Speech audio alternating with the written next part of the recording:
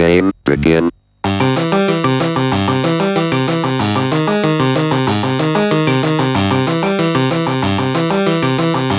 Hello and welcome to the Spike Colony podcast. I am here with what the people are saying is a pretty washed pro. And honestly, I have to agree because every single time Sam logs onto the Spike Colony podcast, he's just fresh out the shower. He's got the wet hair. So the most washed pro that I know, Samuel H. Black. Welcome to the podcast. Hey, I am fresh out of the shower.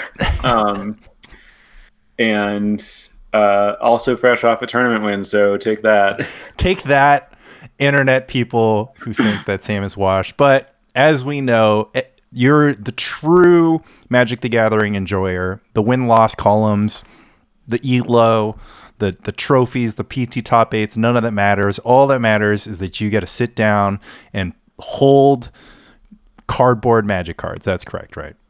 That's pretty close, yeah. Yeah, that's the goal in life.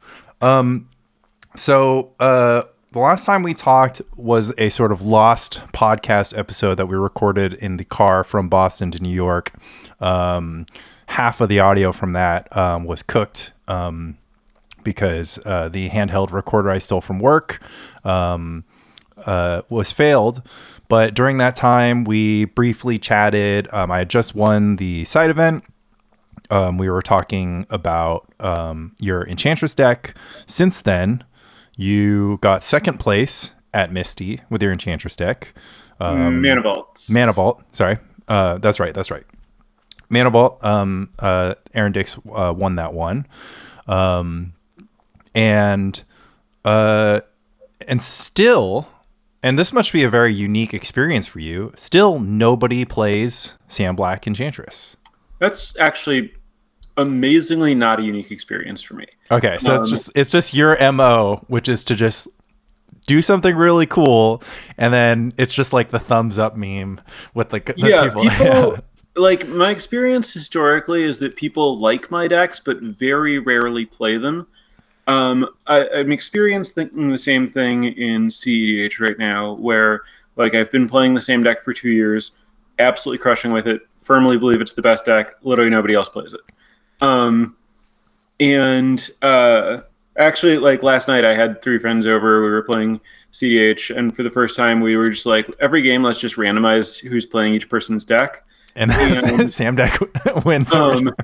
No, my deck actually didn't win every time, but one of the people who I play most with, like played my deck like once or twice, and he was like, okay, your deck's actually insane.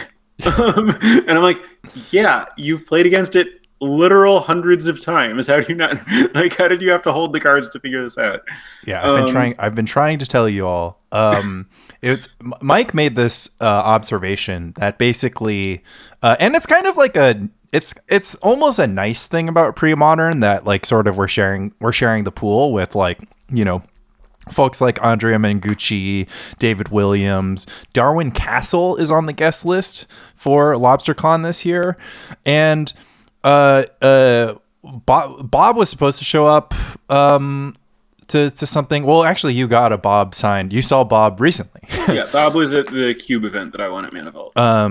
But he would, like, they were gonna try to rope him in for LobsterCon last year, but whenever this kind of happens, like, I'm always hyped, right? Like, BK made the comment that I was like showing you tremendous favoritism over the LobsterCon weekend, and he's just like, gosh, how many PT top 8s does a guy have to win around here to get Laney's attention?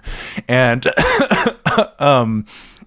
and so that psychs me up. But like, most people in pre-modern are just like, oh yeah, you know, it's cool, Mengu plays pre-modern, you know, that's like whatever. But there's a little bit less of like a reality distortion field, whereas I think like people outside of pre-modern like look at pre-modern and be like, oh, that's like the format that every now, like, that Flores is posting about, or like, oh I saw that, like, you know, Sperling or Brian Koval like mentioned it or whatever, and they have like no knowledge that we have our own ecosystem with our own celebrities that we just like don't care about the mainstream ones. But the reason I brought it up was because I was reflecting on the Naya Enchantress deck, and somebody pointed out to me, Chris Tolar, of course, pointed out to me, is just like, hey, like, don't forget that Enchantress beats Dreadnought. And, 4 Hidden Gibbons sideboard might just be the thing that we all need in our lives. And so I just kind of wanted to talk further about that, because I heavily suggested that you should not have any Hidden Gibbons in your sideboard as compared to, I believe it was like Tormod's Crypt or Cursed Totem, when we were just sort of shuffling cards in and out of your deck. And then, of course, in the post-roll Obsercon and in my own experience, it's just like, okay, like Hidden Gibbons like does the thing against these blue decks. And I have to stop having strong convictions, because all of them are wrong, and the stronger they are, the wronger they are. So it's kind of like, but it's like a good barometer, because like the more serious I am about something, maybe that's like the less likely you should listen. It's a good system. Well, yeah, I mean, in general, like, it's good to like try your best to hold your beliefs as lightly as you can. Just like important tools for being able to update based on new information. Yeah. I mean, I think it was just like, it was so funny, because I guess one of the trends in pre-modern is like the ability for like a single creature to deal 20 damage, whether that's like a Mishra's Factory, like 2 copies of Mishra's Factory in the Dreadnought deck, which basically anybody who sees it for the first time, not really knowing that much about the play patterns, would just be like, these Mishra's Factories are never attacking for 20. And lo and behold, they attack for 20 all the time. Same goes for a stray meddling mage. Yep. Absolutely. And then, of course, Hidden Gibbons, because I was just kind of like, well, what's going to happen? Like, you're just going to have, like, why don't you play a card like Xantid Swarm? Why don't you play, like, whatever? But yeah, all of a sudden, like, I had an opponent when I played your deck. I had an opponent that was just like, I didn't realize it stays a creature. Yeah. And so that could be part of it. Well, no, I mean, like, so the comparison between Gibbons and Xantid Swarm is basically, Gibbons is an enchantment. So like when you draw it late, it like draws a card and like keeps your engine going. But more importantly, Xantid Swarm stops your opponent from reacting. Hidden Gibbons stops your opponent from proactively advancing their game plan if they're playing cards like Opt and Impulse and stuff. Like, it's not just that they can't counter your stuff without waking up the Gibbons. It's that they can't do their thing. Yeah, they can't accumulate knowledge. I was recently playing against Burn, and I brought in the Gibbons because it's like a cheap enchantment. It sometimes makes things a little awkward for your opponent, but like mostly they can just play around it because like you don't have creatures, so they can just like sandbag all their like bolts and stuff and like cast them when you're dead. However, it actually turns out that the Gibbons are really relevant there because you have Swords to Plowshares.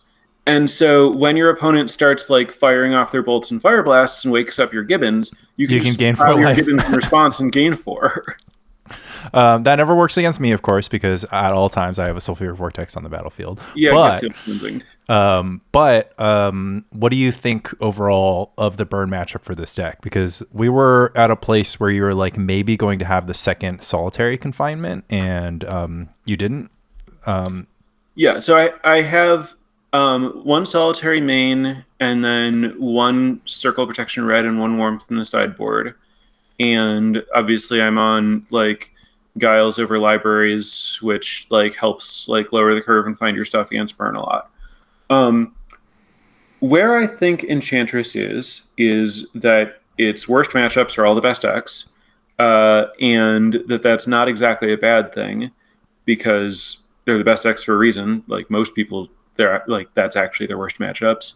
And what's really going on is that Enchantress just absolutely destroys all the like random configurations of creatures or whatever people like to put in their decks, and has like weirdly okay game against like most combo decks and stuff, because like Swords to Plowshares is like weirdly good against combo decks, and then you have access to, like, Blessing and Crypts that like interact with graveyard stuff, and like you have Seal Cleansings for like the enchantment stuff, which sometimes like works, sometimes doesn't, but like you end up with like enough gameplay against like the fringe combo decks, and like the fringe combo decks like are kind of just like not consistent enough, so like you kind of just like get some wins because their deck's not very good. And then Except deck, for against blue-green enchantress, which I found out. That was like the one horrible matchup. I was Sure. just like, Yeah. I could certainly see. Yeah, I mean that makes sense. You do have. I mean, you have like plows for their cloud loop, plows and seals for their cloud loops, and like you can seal their like fertile grounds and stuff. Um, I haven't played it. I feel like I might have a chance in the matchup, but it does sound like it'd be hard. Um, but yeah, the matchups that are hard are like burn, replenish, dreadnought, and like well, the Dreadnought matchup was kind of okay. It was just kind of like that I have come down on my estimation of how good the dreadnought matchup is after playing it more. I think that I think game one I'm actually a little behind, and game two I'm ahead. But like it's dreadnought, like their deck is just really stupid. right. Like Well, that was our testing, right? Which was we played one match and we split the first two games. And basically, I just wanted, because for the listeners at home, your Enchantress deck is basically like an Enchantress control deck. It has Seal of Fire, it has Words of War as a win con, it has Gaia's Blessing, and it has no 4 mana cost enchantments, basically. So it doesn't have Opalescence, Parallax Wave, doesn't have Random Enlightened Tutor, stuff like that. So it's the only 4 mana card is one replenish in the main and another replenish in the sideboard. right, and there's no enchant lands. So we were playing 25 lands relevantly. Like, right. More than most Enchantress decks. Right, enough lands to cast your spells and to get the red source count up to make Seal of Fire a playable card. And so I had basically the anti-enchantress strategy from the Dreadnought player is to do the Tide Control deck, and I wasn't sure if that made sense. Yeah, that one's bad. Yeah. But like basically, like the games, both decks are pretty dynamic, so the games play out in a bunch of different ways. Basically, Dreadnought can win if they just like have early Dreadnought with a bunch of cheap protection, and they can just like stifle my seals and like counter my plows. They can just have it all. Yeah. Yeah. And like that happens an annoyingly large portion of the time. Yeah, like more than the math, because I think when I think about it, I'm just kind of like that they have to have like precisely like these 5 cards, like how often can it happen? And it just feels like it's like 35% of the time that you're just getting owned, and it's just kind of like, well, this is dumb. Like right. I did everything right. I put removal in my deck. Right.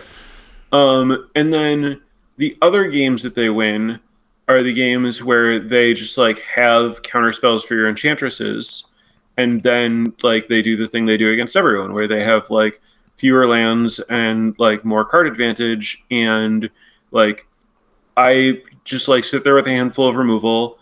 I'm like ready to kill their Dreadnought. They have no reason to deploy the Dreadnought until they have like all of their protection in their hand. They just like ignore my like I just can't really do anything if I don't have an Enchantress in play. So they just like counter my Enchantresses and build up cards, and then like play Dreadnought on turn 20. Right. Because at that point, you being a 25 land deck becomes a liability. Right. So like I have counterplay to that in the form of like, if I play a Hidden Gibbons, now if they want to like counter my Enchantress, they just die. But game one, I don't have Gibbons. And so like game one, it seems like the games where they either turbo Dreadnought me or counter my card draw engines are a little bit more common than the games where I resolve a single card draw engine and they give me 3 turns. But like I do win all the games where like I stick an Enchantress and they don't have a fast Dreadnought. Right. But like given foil and days and stuff, like sticking an early Enchantress is not easy. And like, you have to like, am I supposed to like jam my Enchantress on turn 2 into a daze, or am I supposed to wait until turn 3 when you can have counterspell? Right. So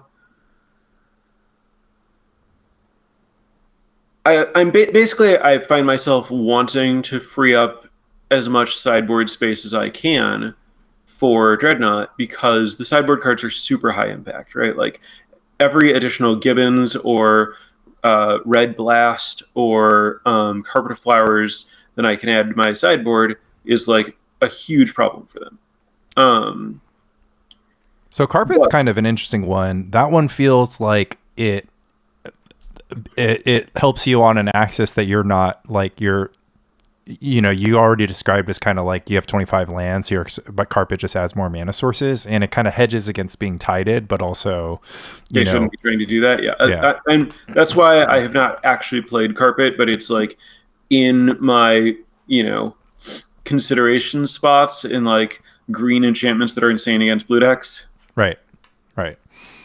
But we're kind of, I mean, the dream is to have something that hits Dreadnought and Replenish equally almost, or just like to have a sideboard that's well configured for that. Or are you thinking ahead to like giving up or just being satisfied with what you're doing against Replenish? Because so this is the thing, right? Like you can beat, like you can configure, like it's pre-modern and you have access to 3 different colors, which basically means you can configure your deck to beat anything you want. If you devote enough sideboard cards to it, your matchup can be as good as you want against every deck except for Dreadnought. As good as you want against Burn. Pretty good against Replenish. I don't know if you can get to like insane against Replenish, but like if you play a bunch of Abeyances, you might be able to be like really good against Replenish. I was thinking this morning actually about how like if I wanted to improve my like Replenish matchup, I could main deck Abeyance, and then when they replenish, you Abeyance in response, and then they can't activate their parallax things, and so you can just like plow and seal all their stuff. Yeah. I'm down with it. I kind of had that. I mean, it feels a little bit, it feels like a little bit finicky of just like, oh, I've got Seal of Cleansing in play. But, your deck does put Seal of Cleansing in play with like pretty good regularity. And we had tested the matchup and it just really wasn't so bad. If the Replenish player knew what they were doing, then maybe they wouldn't expose anything to getting randomly guys blessinged. So like, I probably, or Luis, who was playing the Replenish side, just like had a turn where it's just like, okay, well, we should replenish for a triple parallax here. But we passed the turn, you're like, okay, well, I'll blessing those back. And then the Replenish was more or less countered because I'm just sitting here with like an Opalescence in my hand and nothing to do. So that didn't feel so bad. And from there, but you still went into LobsterCon with 3 Tormod's Crypt in the sideboard, I think. Yeah. Okay. I mean, I guess this is just disappointing news to me because I was going to try to frame Sam Black's Enchantress as the possible meta breaker, but it sounds like just this is like what I'm saying. Like, so I still think like every time I play a pre-modern tournament, I still play it. I still win the pre-modern tournaments. Like technically, officially second place in both Mana Vault tournaments. In reality, I split both of them. Yeah. Okay. Well, we have a policy on the Spike Quality podcast that we don't split finals. Okay. Sure. I have a policy in finals that I maximize my equity. Either you, I'll do me. It's fine.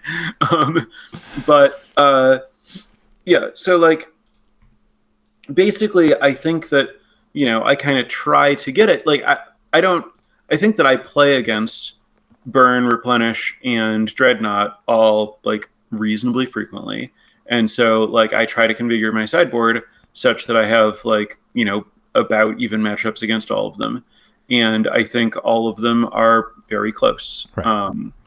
Like I think that I'm in the 45 to 55% type range against all of them, but it's possible that in a set I'm actually in the like 60 plus against Dreadnought. But like, when you feel like you have agency. Yeah. And I don't feel disadvantaged. I don't feel meaningfully disadvantaged against any of the best decks. And I feel wildly ahead against everything else, which feels like, it's a very hard deck to get away from at that point. Yeah. And it's like, on the one hand, I'm always like, I don't understand how like I can be public about this deck. I can have results and nobody else ever plays it. And it's like, well, I guess it's a Sam deck. Like it seems like the world just like looks at decks that I build. Like the decks that I build are always built to be like played the way that I want to play Magic. And I don't know if people are right or not right in being like, yeah, this seems like it needs to be played by Sam. It probably wouldn't work for me or whatever. I mean, it's certainly the case that like a lot of the time that I pick up decks that other people build, I'm just like, Why not the guys missing? no, not even that. Just like, this doesn't feel right. I don't understand why these cards are in this deck. I don't know what I'm supposed to do with this. Like, you know, I was thinking this morning about how, like, okay, so the last tournament in Madison was won by Tribe. And I think Tribe is actually Enchantress's worst matchup. Like, the fact they can quiet spec for Volcanic Spray and Ray of Revelation is just a nightmare. And then they can also just, like, do the, like, Dreadnought style, like, fast combo you with protection. And so, like, they're kind of ahead at all points in the game. And, like, that one actually feels unfixable. Like, I don't know what you do about, like, how good quiet spec is against you. You can safely ignore, I would say. Well, that had been my plan, but I mean, I lost to it at LobsterCon, and then it won a tournament in Madison. So now I'm like, okay, like, am I just supposed to play Dreadnought or something? Although I think maybe Tribe is supposed to be good against Dreadnought. I don't know. I mean, it has all the trappings of a deck that's supposed to be good against Dreadnought. It just like has creatures and like can kill Dreadnought before they kill them. Like right. The Elves Cabal just like went on Will's podcast and just like, here's how it works. You put 3 1/1s into play, and then that's all it takes to beat Dreadnought. Because at some point they cast Dreadnought, but their life total is too low to handle 3 1/1s, and they counter the 1/1s because nobody trades counterspell for 1/1, and it's like this is our entire advantage. To which I was just kind of like, but what if they just put Dreadnought into play on turn 2, and at that point the 3 1/1s don't look that good. They're like 3 1/1s. This is our plan. And I'm just like, because that's what happened to me when I played Elves. I was just like, opened up my hands, like, I got this. 3 1/1s. I even have a naturalize, and they just counter the naturalize. And then I was just like, well, now my 3 1/1s don't do anything. It's like, a 2/1 wouldn't do anything. A 3/3, a Call the Herd, even a 5/5 Tempting Worm would probably be too slow in that scenario.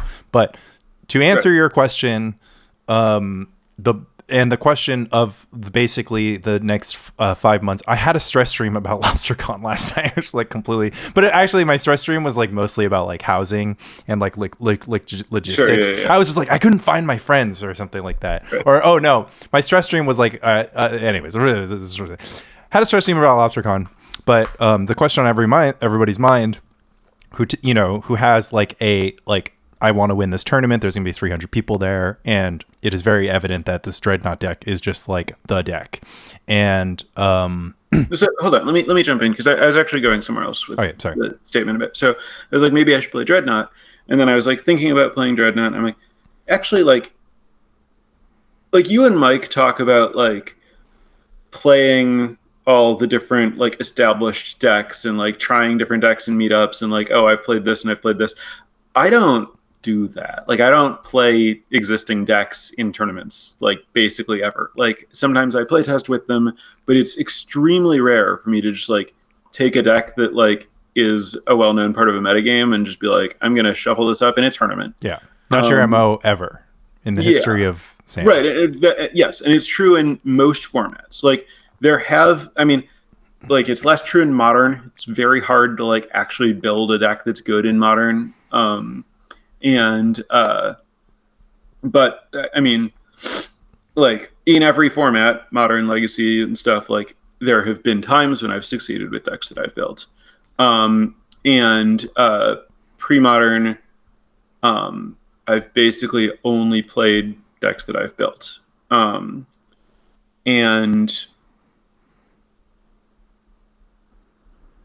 I don't know. Like, I might play Dreadnought, but I'd probably be more likely to just like play a different thing that I make up. Speaking of, at some point we should start talking about Tradewind Rider. Yeah. I mean, there's like 10 Tradewind Rider decks in your file. So I take it you own 4 Gilded Drake, right? Because all of these decks are prohibitively expensive thanks to the quantities of Gilded Drake. All of them. I own, I think, 2 or 3 Gilded Drakes. I also have like thousands of dollars in Mana Vault credit. Like, if I decide to build a deck with Gilded Drakes, it's not a problem to pick up. Yeah, you'll okay. Yeah, we'll definitely talk about that. I think that's kind of the yeah, I mean, just kind of jumping into Bruce and kind of what you're excited about. I mean, are you thinking about I mean, I don't know. Do you feel like this Dreadnought warping like magnetism where like if you make a deck, like thing number one is that it has to be Dreadnought, or do you kind of just okay, cool. Yeah. Cuz that's kind of where I'm at too, where it's like I'm open. And that's where I've been for the entirety of pre-modern. That's why I'm so high on Sword Splashers. Like I was listening to your podcast with Mike where you were talking about like maybe Sword Splashers isn't the best card in the format, and like so actually one of the Tradewind Rider decks was like a blue-white deck with like Mother of Runes and Benevolent Bodyguard and Exalted Angel and Tradewind Rider with a really, really, really funky mana base that involved 4 Surprise and Scaries. So you can go turn 1, Plains, White Creature, turn 2, White Creature, Surprise and Scary, turn 3, Tradewind Rider. The dream. And the reason that it's doing this is because you need blue for you need blue for Parallax Tide, Chain of Vapor, and like if you're playing a bunch of white 1-drops, it's like not very realistic to like have a mana base that does that unless you have like 4 lands that tap for blue. But that deck was bad.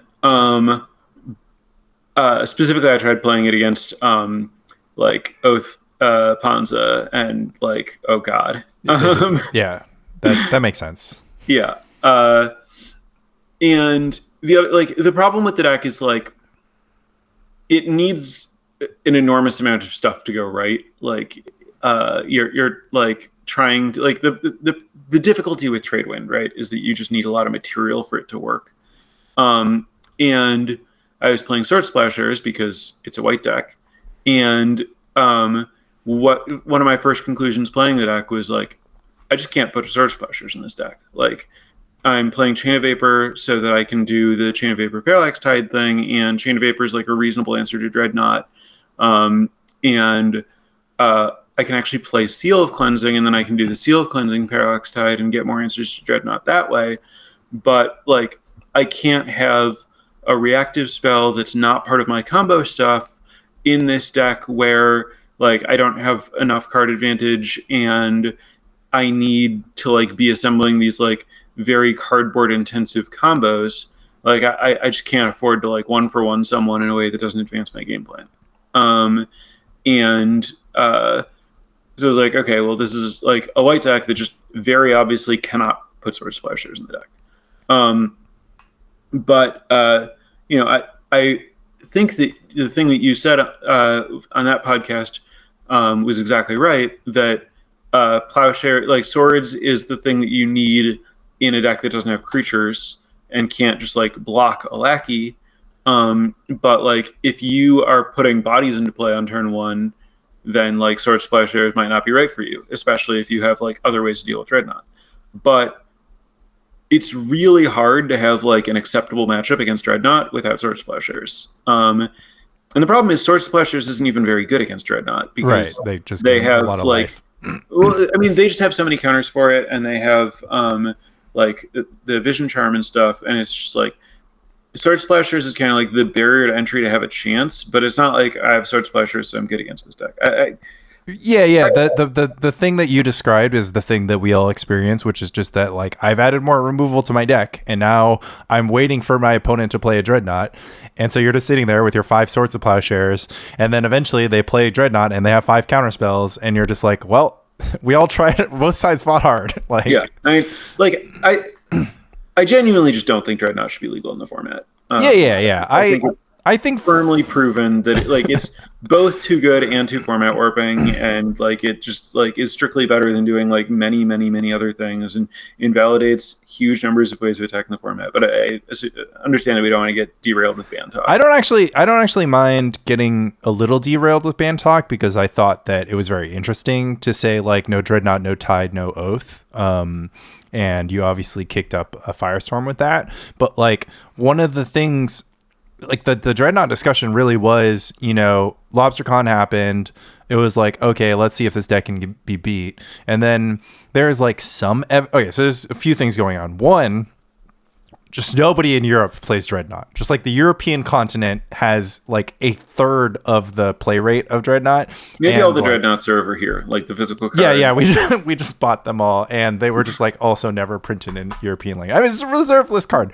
Like the judge foils are over here. Anyways, like yeah, maybe they can't get their hands on it. The shipping's too much, but or it's just like a vibe thing. Like you know, like. One of the Europeans said something which I just thought would, you know, it's like the era of the internet, but like they were just like, I know some Europeans who just haven't heard of, like, just didn't know that like this Dreadnought list like won both tournaments in America. And I was just like, how is that possible? Like, this is just the biggest pre-modern tournament ever, followed by the second biggest pre-modern tournament of the year in North America. Like, I'm sitting here and like 60 people go play a tournament in Italy, and I'm just like, I know about it. Like, you know, there's 88 people in Poland. I'm just like following the results. And I mean, I guess people's lives must be so full and engaged in Europe that they're just like not on the internet spending all of their mind share on pre-modern. I accept that that's a possibility, but it's just like, how could you not know that like this is the deck? They just like don't know, and they don't care. It's like, you know, it's just like, I don't know what's going on. So that's like one thing. So some people are just making the argument, just like, oh, well, look over in Europe. It's like Dreadnought's not a problem in Europe, so like it's not a problem in the format. And you know, of course, the formats,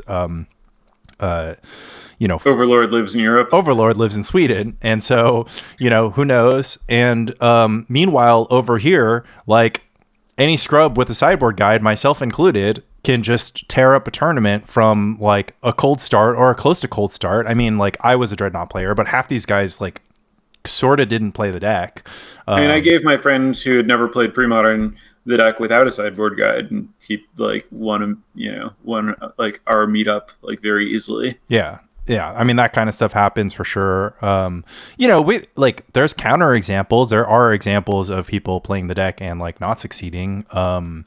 And you know, there's all this stuff going on. So anyways, there was at least enough like feeling surrounding the deck that was just kind of like, well, this can be beat. It's just like it just got better, right? It didn't like rocket this in the stratosphere. Like, I think if you looked at the deck going into LobsterCon 2023, like, and coming out of LobsterCon 2023, I mean, obviously Lantax was taking the spotlight away from Dreadnought in a way, but you know, even I mean, I just don't think it was like part of this possible ban discussion. I mean, we weren't actually talking about banning almost anything besides maybe Oath of Druids going into LobsterCon 2024. Like, so like when Lantax was legal, it wasn't clear to me that Lantax was better than Dreadnought, to the point where I just put Dreadnought in my Lantax deck. Like, like Dreadnought has always been the best thing, even when Lantax was the best thing. And well, Lantax was the best thing for Sam, and then it was just kind of like, okay, well, we'll just put the Dreadnoughts in the Sam deck anyways. But and you tried to play a greater good deck. Yeah. Right. Okay, so just to like bring things into frame, like, I mean, what you're saying runs counter to what I'm saying, right? You're saying that, you know, Dreadnought's always been the best thing, and I think it's always been clearly amongst the best things, but it has been amongst the best things in a way that was balanced against like other stuff that was happening, right? So it's like, it kind of felt like Goblins and Dreadnought were like roughly equivalent decks, whereas like at this particular date and time, it feels insane to say that Goblins is anywhere near Dreadnought. Like, it's like, I don't even know if Goblins is a tier 1 deck anymore. And in many ways, like, I don't even know. So a lot of it is just like how beatable the deck is. Like, if you want to beat it, right? Like, if you are just like, okay, Goblins is public enemy number 1, I'm going to build a deck that beats Goblins. Like, okay, the Goblins player will not defeat you. Yeah. But if you're like, I'm going to build a deck that beats Dreadnought, like, all right, enjoy your 60% matchup, I guess. Yeah. You're gonna pull the rate up to 60%. Yeah, I mean, and I completely agree with that. And I, you know, maybe some of the pit rack shenanigans or whatever sounds like enchantress has the same like might fail, elves has the same might fail, goblins has the same might fail. I experienced that firsthand when I just managed to beat goblins. And so now, like, we Terrageddon, same thing happened. Like, Dress Crew just like cooking up like this Terrageddon list. It's got 5 blasts in the sideboard. It's got 17 naturalized. It's got all this stuff, and Dave Raska just casts accumulated knowledge, and dominate. And it was just kind of like, okay, well, you can't do them, so you can't outcard the deck. There's no like natural. Like, there's no like natural predators in the way that like, Dreadnought is a natural predator of burn, or Replenish is a natural predator of like all survival decks. That kind of ends up being, the thing that just makes Dreadnought feel like a metagame couldn't possibly adjust to it.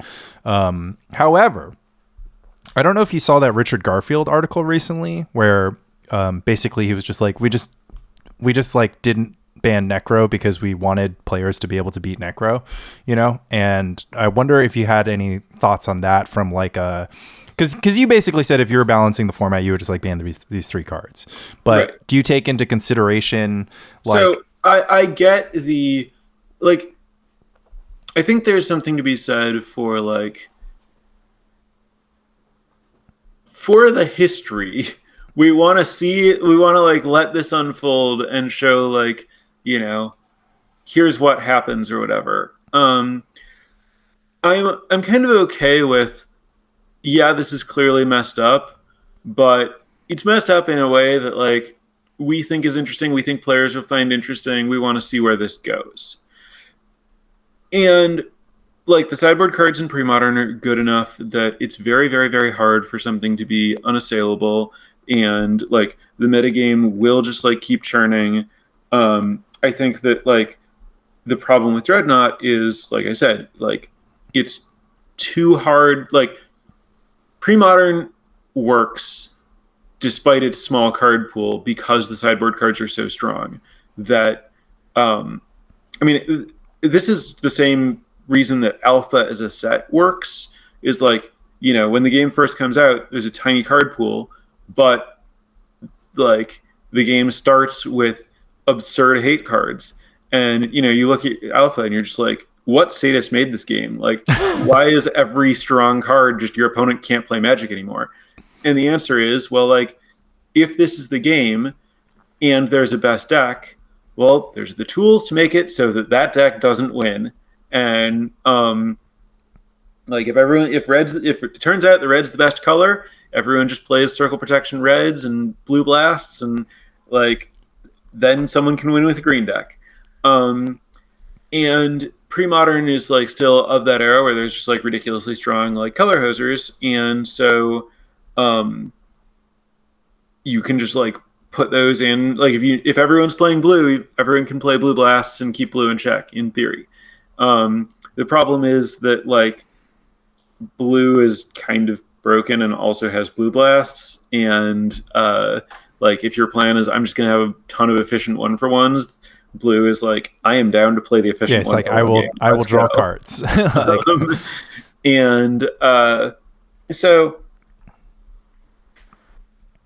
I think the tools exist to keep things interesting, but I don't think that like, I think Dreadnought decreases how interesting they are. Right. It would be even more interesting if blue didn't have the access to like the best threat in the format, in addition to the best answers and the best card advantage and the best answers to answers. Right. Like, and one-sided Armageddon. Categorically, I'm opposed to the pillar of a format argument.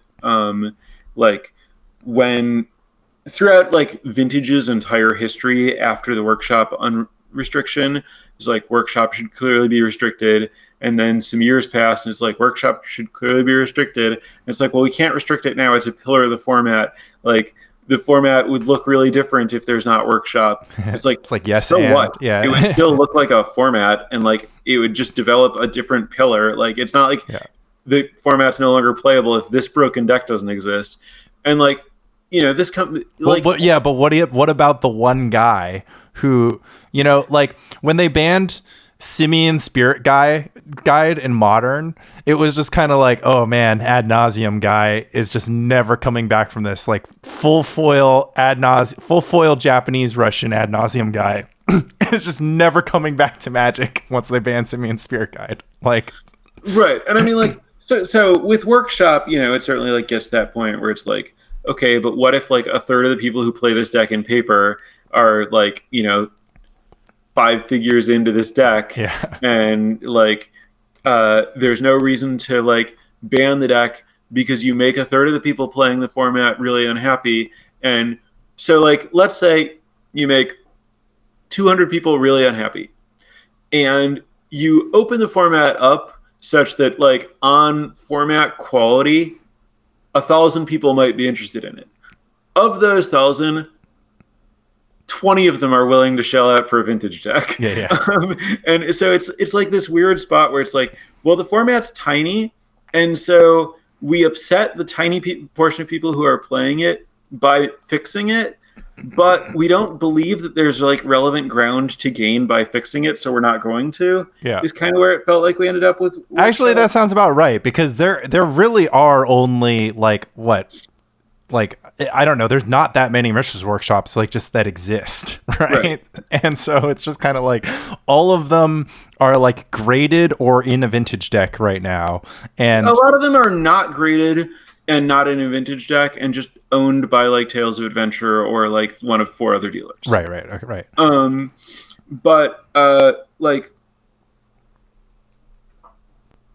so in pre-modern, it's like, well, Dreadnought's like a pillar of the format. It's like a good entry point because it's really easy to explain and easy to play, and it's so good that you can give it to someone who doesn't know the format and they'll start winning out of the gates, and then they'll be interested in the format. And like, you can't ban this because it's just like like the best gateway drug. And it's like, dude, they can just play Burn instead. It'll be fine, and you remove a $400 like barrier to entry to your format. Like, come on.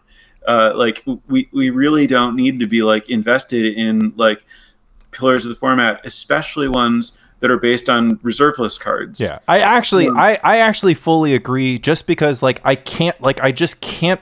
Okay, now we're at the derailed ban talk. I just can't believe people are like, it's okay to say you want to ban Tide, but just like what, like how is that the discussion? It's just like it's just so weird that people hate Replenish.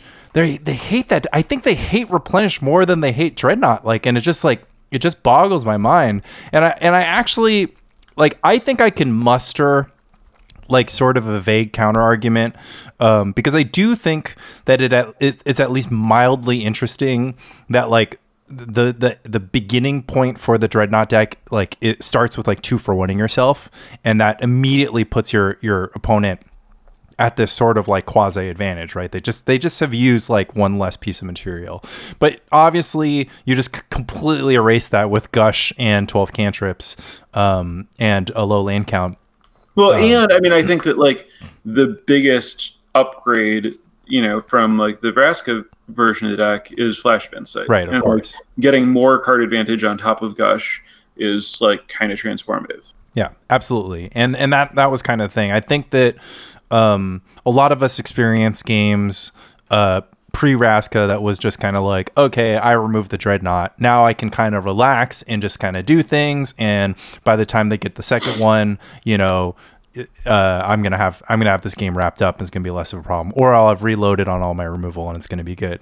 And of course, Flash of Insight just kind of changes that, because just kind of like, okay, well, I'm gonna demonic tutor for this now, and there's really nothing you can do now because it's I also stacked my deck or whatever. So right. And sometimes what matters is that it's a demonic tutor, and sometimes what matters is that it's another Gush. Right, exactly. It just does whatever. I mean, it's so good. You have the mana. Anyways. So I'm kind of there with you, but we won't see a Dreadnought ban for LobsterCon, and I think what everybody wants to do is to pick a deck that's not Dreadnought, because they're like, oh, I don't want to play mirrors because I don't know how to play mirrors. I'm just like completely lost in mirrors. I hate playing mirrors. But I want to play a deck that beats Dreadnought. So that's where we're going to find the perfect Tradewind Rider deck that hasn't Well, been. I mean, also like on the We Just Want to Beat Dreadnought, it's nice to see that other people in the world have acknowledged Givens. Like, Yeah. like I do think, if you're plagued by mono blue, find a reasonable deck that can play Gibbons and Carpets and just like go ham. Right. I think that like I don't know the sideboard for the like all 5/5s green deck. Does that sideboard have like 4 Gibbons, 4 Carpets? It certainly could because it's mono green and all of its options suck. Yeah. I mean, it's yeah, exactly. Like, I'm sure it's just like naturalize and whatever. I have to do some scrolling to find the deck in our Discord, but yeah, that would be a pretty obvious place. Although that deck, I think, is like pretty good against blue because it's like baseline plan of like Tangle Wire into 5/5 is just kind of like pretty good against the deck that doesn't have Swords of Plowshares most of the time. Of course, I think it's just basically shit out of luck against Dreadnought. Like, I mean, it doesn't have like a great matchup just because it's like, same problem. It's just kind of like, okay, well, it's really hard to attack through a Dreadnought with your 4/5 if it comes down. And then, yeah, I mean, but like, so, maybe if you're more worried about Dreadnought, you don't want to be all Carpets. Maybe you want Crumbles instead. Right, exactly. But like, if you're willing to like play Crumble instead of Naturalize and you're willing to play Gibbons, like, there's no like green, a bunch of pressure and busted green sideboard cards has to be able to beat Dreadnought. I mean, and I say that as someone who thinks Dreadnought's unbeatable. Like, yeah, you say that in the like 60% sense, right? Well, what do you think about? I mean, so we had Tribe do it, and we had this broccoli soup deck do it. Do you have any thoughts on the broccoli soup deck, which essentially is just the beef? Offensive that you're calling a deck that's not blue green broccoli soup. Well, are you familiar with why it's called broccoli soup? No. Okay, so Suicide Black was sanitized to be called Soup on the Side Black. And so it's broccoli soup because we added green to the soup on the side. And so it's a Suicide Black deck splashing green. It's broccoli soup. So I don't know what you were thinking about this green blue thing. Because you can call that tropical or simic or... I agree that there are a lot of... So I just figure, well, like, you obviously can't... Like, broccoli soup is so obviously blue-green that it must just be some specific blue-green deck. That is very good feedback, and it's too late. This is how magic decks get named. Like, the more confusing, the better sometimes. So, I mean, like, part of this is, like, Gavin Verhey's, like, told a story many times about, like, I think his mom talking about, like, the color green as being broccolis because of the mana symbol, and, like, I think has talked about, like, I don't know, like wet or damp or something broccoli as like blue green before. Yep. And so I'm like, there's like precedent in like magic language that I'm familiar with for like. Anyway. Well, lest we not forget that we live in the alternate universe that's pre-modern where right. Stuff just doesn't make sense on purpose. And granted, most people would be on your side. I am just not on your side at all. I think that the more ridiculous and esoteric a deck name is, the better. Because it, like, people... This is my favorite topic. People... are just like, you must call it the red-white mid-range like thing, like, oh, just call it black-green mid-range, don't call it the rock. And I was just like, look, I get that it is confusing. I get that there is a barrier to entry to like looking at a deck name and understanding what it does, and it creates this, moment where you're just like so confused, you're just like lost in the stars. But the upside is you get to feel like you're part of a special club where you know something that Sam Black doesn't. And there's just not a lot of places in the world where I get to experience that. Sure. And like, I'm fine with like, we call it tricks instead of like Necrodonate or whatever. But like, for me, there are some deck names that are so stupid that I'm just not okay with them. Like, Broccoli Soup is a very low tier name, but that, I'm just all in now. Like, my least favorite deck name is Solidarity. I never knew why it was called that one. That's like one of my favorite decks. The reason that I hate that it's called Solidarity is that that's the name of a Magic card that is unplayable. Oh, so you're extra confused because you're one of the dozen people on the planet that's just like, wait, how are you building? How are you building around? I had to be reminded what that deck was multiple times, because every time someone refers to Solidarity in the context of Magic, I'm like trying to figure out why we're interested in giving our creatures extra toughness. And like, it goes hard in my Dora and the Siege Tower EDH deck. I think that the origin of the name for that combo deck actually, like, the card Solidarity is relevant. Like, someone just like saw that card and they're like, here's an arbitrary name for my deck. But like, you should not name a deck based on a different Magic card that is not in the deck. I agree. I mean,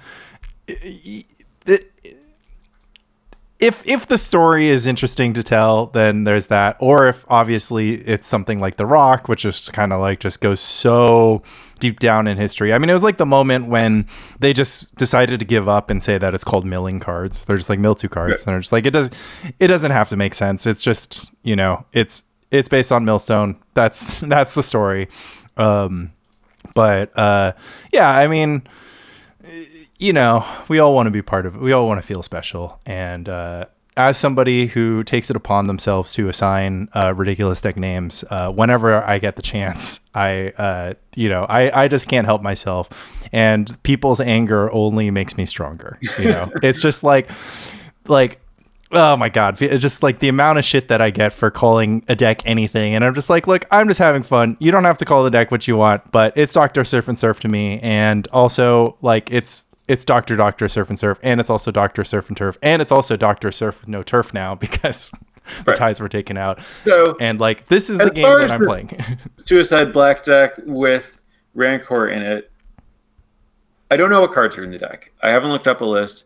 It doesn't sound like it has a reasonable mana base to me. Like, I saw someone post on like the pre-modern group earlier today. I saw it earlier today. I don't remember if they actually posted it today, about winning a tournament with like a black aggro deck splashing red for Bolt, Terminate, and Grimlavamancer. And yes, the deck that we all call Machine Head.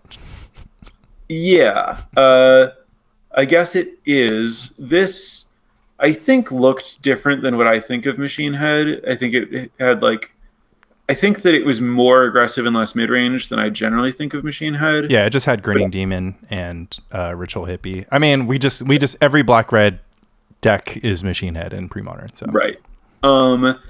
And that to me sounds like it has a more functional mana base than trying to splash Rancor, and like Bolt and Terminate sound like pretty good at like cards to add to your like black deck. I don't think I believe in Grinning Demon over Negator. Agree. But yeah, first turn Negator is a way to fight. Yeah, I mean, Negator is a card that has actually been good, whereas Grinning Demon has only ever disappointed people in all formats, including Limited. With the exception of Kim Carl Pfeiffer, who got first place at the local. Quick update from the wiki. The name Solidarity comes from a Limited game where David Gearhart witnessed a player win thanks to the card Solidarity. This right. Like I said, it's actually based on the Magic card that has nothing to do with the deck. This would spawn a habit in Legacy to name decks after entirely unrelated cards like Nausea and Rabid Wombat. There you have it. Yeah, I don't know about those decks, and I'm glad I don't. I think Nausea was like also a Storm deck, but I can't be sure. And yeah, as a new player in Legacy, I was like very confused why it was named that. But black aggro. Well, it's interesting because the black red. So would you advocate for? Because the one thing that's different about this black red aggro deck versus the black green broccoli soup deck is not playing Carnophage Sarcomancy. Not playing Carnophage and Sarcomancy sounds great to me, but if you wanted to play Carnophage and Sarcomancy, I still think I'd rather have like Bolt and Terminate than Rancor. Right. I mean, I think that's interesting. I mean, it's definitely down. I mean, Call the Herd is amazing. I will add that. I mean, maybe I just really like being able to cast my spells, you know? Yeah. Well, it's pre-modern, so we're just gonna we're just gonna slap a Mox Diamond on that baby, that bad boy, and call it a day. I don't actually know what the black green deck does for that kind of fixing. But we should talk about Tradewind. So what's the scoop? I can't load your Mox field, so you're just gonna have to narrate everything about the various. Yeah, I mean, the specific lists in Mox field aren't really relevant. The point is basically that I have this like brainworm or whatever that is like find a way to play Tradewind Rider in pre-modern, and so the draw is. If you somehow like stick a Tradewind Rider against a Dreadnought deck, obviously like they can't function. But like also Tradewind is like game-winningly broken with a kind of wide variety of stacks pieces. Specifically Parallax Tide or Stasis. Like if you have Tide Tradewind, your opponent never has a land. If you have Wave Tradewind, your opponent never has a creature. If you have Tradewind Stasis, your opponent never has an untap step, and you do. Like then it's like also pretty good with Tanglewire. It also like can do that thing with Winter Orb. Some of these stacks pieces work well with each other. Some of them don't. Some of them work well with supporting stuff with Tradewind. Some of them don't. The problem with Tradewind is that you have to have two other creatures and a blue creature. And the problem with that is that blue doesn't really have a very large number of reasonable creatures to put in a deck. And so that means that you probably want to play an additional color. Black is off the table because black creatures are unplayable. Sorry, broccoli soup. And red is off the table because your mana is not functional. So that means that you it's can just pair white. Yeah. Well, no, green is on the table because Bird of Paradise exists. Oh, okay. And so green's always been on the table because that's been traditionally where Tradewind hangs out. Right. Well, so Tradewind is specifically very obviously better with Well of Roots and Well of Blossoms than any other creatures. Well of Roots is like, it still taps for mana and it's a very sticky creature. So like it might as well be tapping for Tradewind because you're not doing anything else that requires tapping with it. And it's very good at like being in play. And Well of Blossoms is like the only cantrip creature that we get in the format. I'm not willing to play green to have a creature. And 4 blue is also a tall order. But what about Jungle Barrier? You forgot that one. Sure. Yeah. So as far as like, I want an object, like a body in play and a card in my hand. Yeah, Well of Blossoms less than rules. 4 mana. Well of Blossoms is what you have to work with. Also, like it's very like no one wants to use a removal spell on a Well of Blossoms, so it's like very like it like Well of Roots. It's very good at just like being on the battlefield once you cast it. So and then Bird of Paradise is like great. Helps you cast your like 4 mana card before turn 4. Helps you like get your blue mana. So like the blue-green shell of 8 walls, 4 birds, 4 Tradewind Riders, and then you can play some other creatures if you want. Like Mystic Snake hangs out with those cards pretty well. You can play additional like Mana Dorks. If you play more Mana Dorks, then Quirion Ranger gets interesting. Quirion Ranger like lets you Tradewind multiple times off 1 Tradewind. Also, like if you want to be a Winter Orb deck because you have like birds and walls, then Quirion Ranger is like busted with Winter Orb. Some of these decks are interested in being Wall of Roots decks. If you want to be a they're Root Maze decks. You should not combine Root Maze and Quirion Ranger. That interaction is bad. But you can pick between the two of them. A nice thing about playing Root Maze is if you want to do the Tradewind Rider Stasis thing, then Tradewind Rider Stasis Root Maze is like your opponent no longer plays the game. So there are a lot of appealing green options. White has the advantage that the mana, like the lands for it, are even better, and you can play Mother of Runes and or Benevolent Bodyguard to protect your Tradewind Rider. Sylvan Safekeeper though. True. Sylvan Safekeeper is a reasonable card. Weathered Wayfarer is another like cheap card that you're happy to just like have in play that is white and your deck isn't very aggressive, and it can help with your mana situation and stuff. This morning I was thinking about the idea of like, what if we're like Master Apothecary clerics splashing Tradewind, because that deck is like good at having creatures in play, good at extending the game, not good at casting Parallax Tide, but you could actually build that deck such that you're splashing Tradewind Rider and Stasis, and you just never cast Stasis unless you have a Tradewind Rider. Yeah. So like Master Apothecary is WWW for 2/2 that tap a cleric you control, prevent 2. Yes. Okay. Yeah. And like Weather Wayfarer and Mother of Runes are clerics. And so is Benevolent Bodyguard. And Benevolent Bodyguard is the best of them because it doesn't have a tap ability. So you can like you do it with Master Apothecary and then also be able to use its sacrifice ability. Yeah, you just feel so good, don't you, when your opponent's just like bolt your Master Apothecary, like tap my Benevolent Bodyguard, just like bolt your Master Apothecary, you know, like I sacrifice my Benevolent Bodyguard. Yeah. And like you can play like, I don't know, Beloved Chaplain's pretty bad when the only good creatures in the format have trample. Or they're Rancored. Checkmate. Again, they have trample.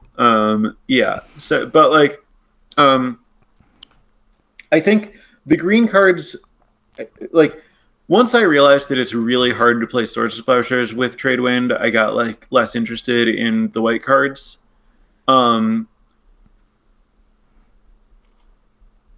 So like the Tradewind plus creatures plus some kind of like stacks or prison element space is very interesting to me.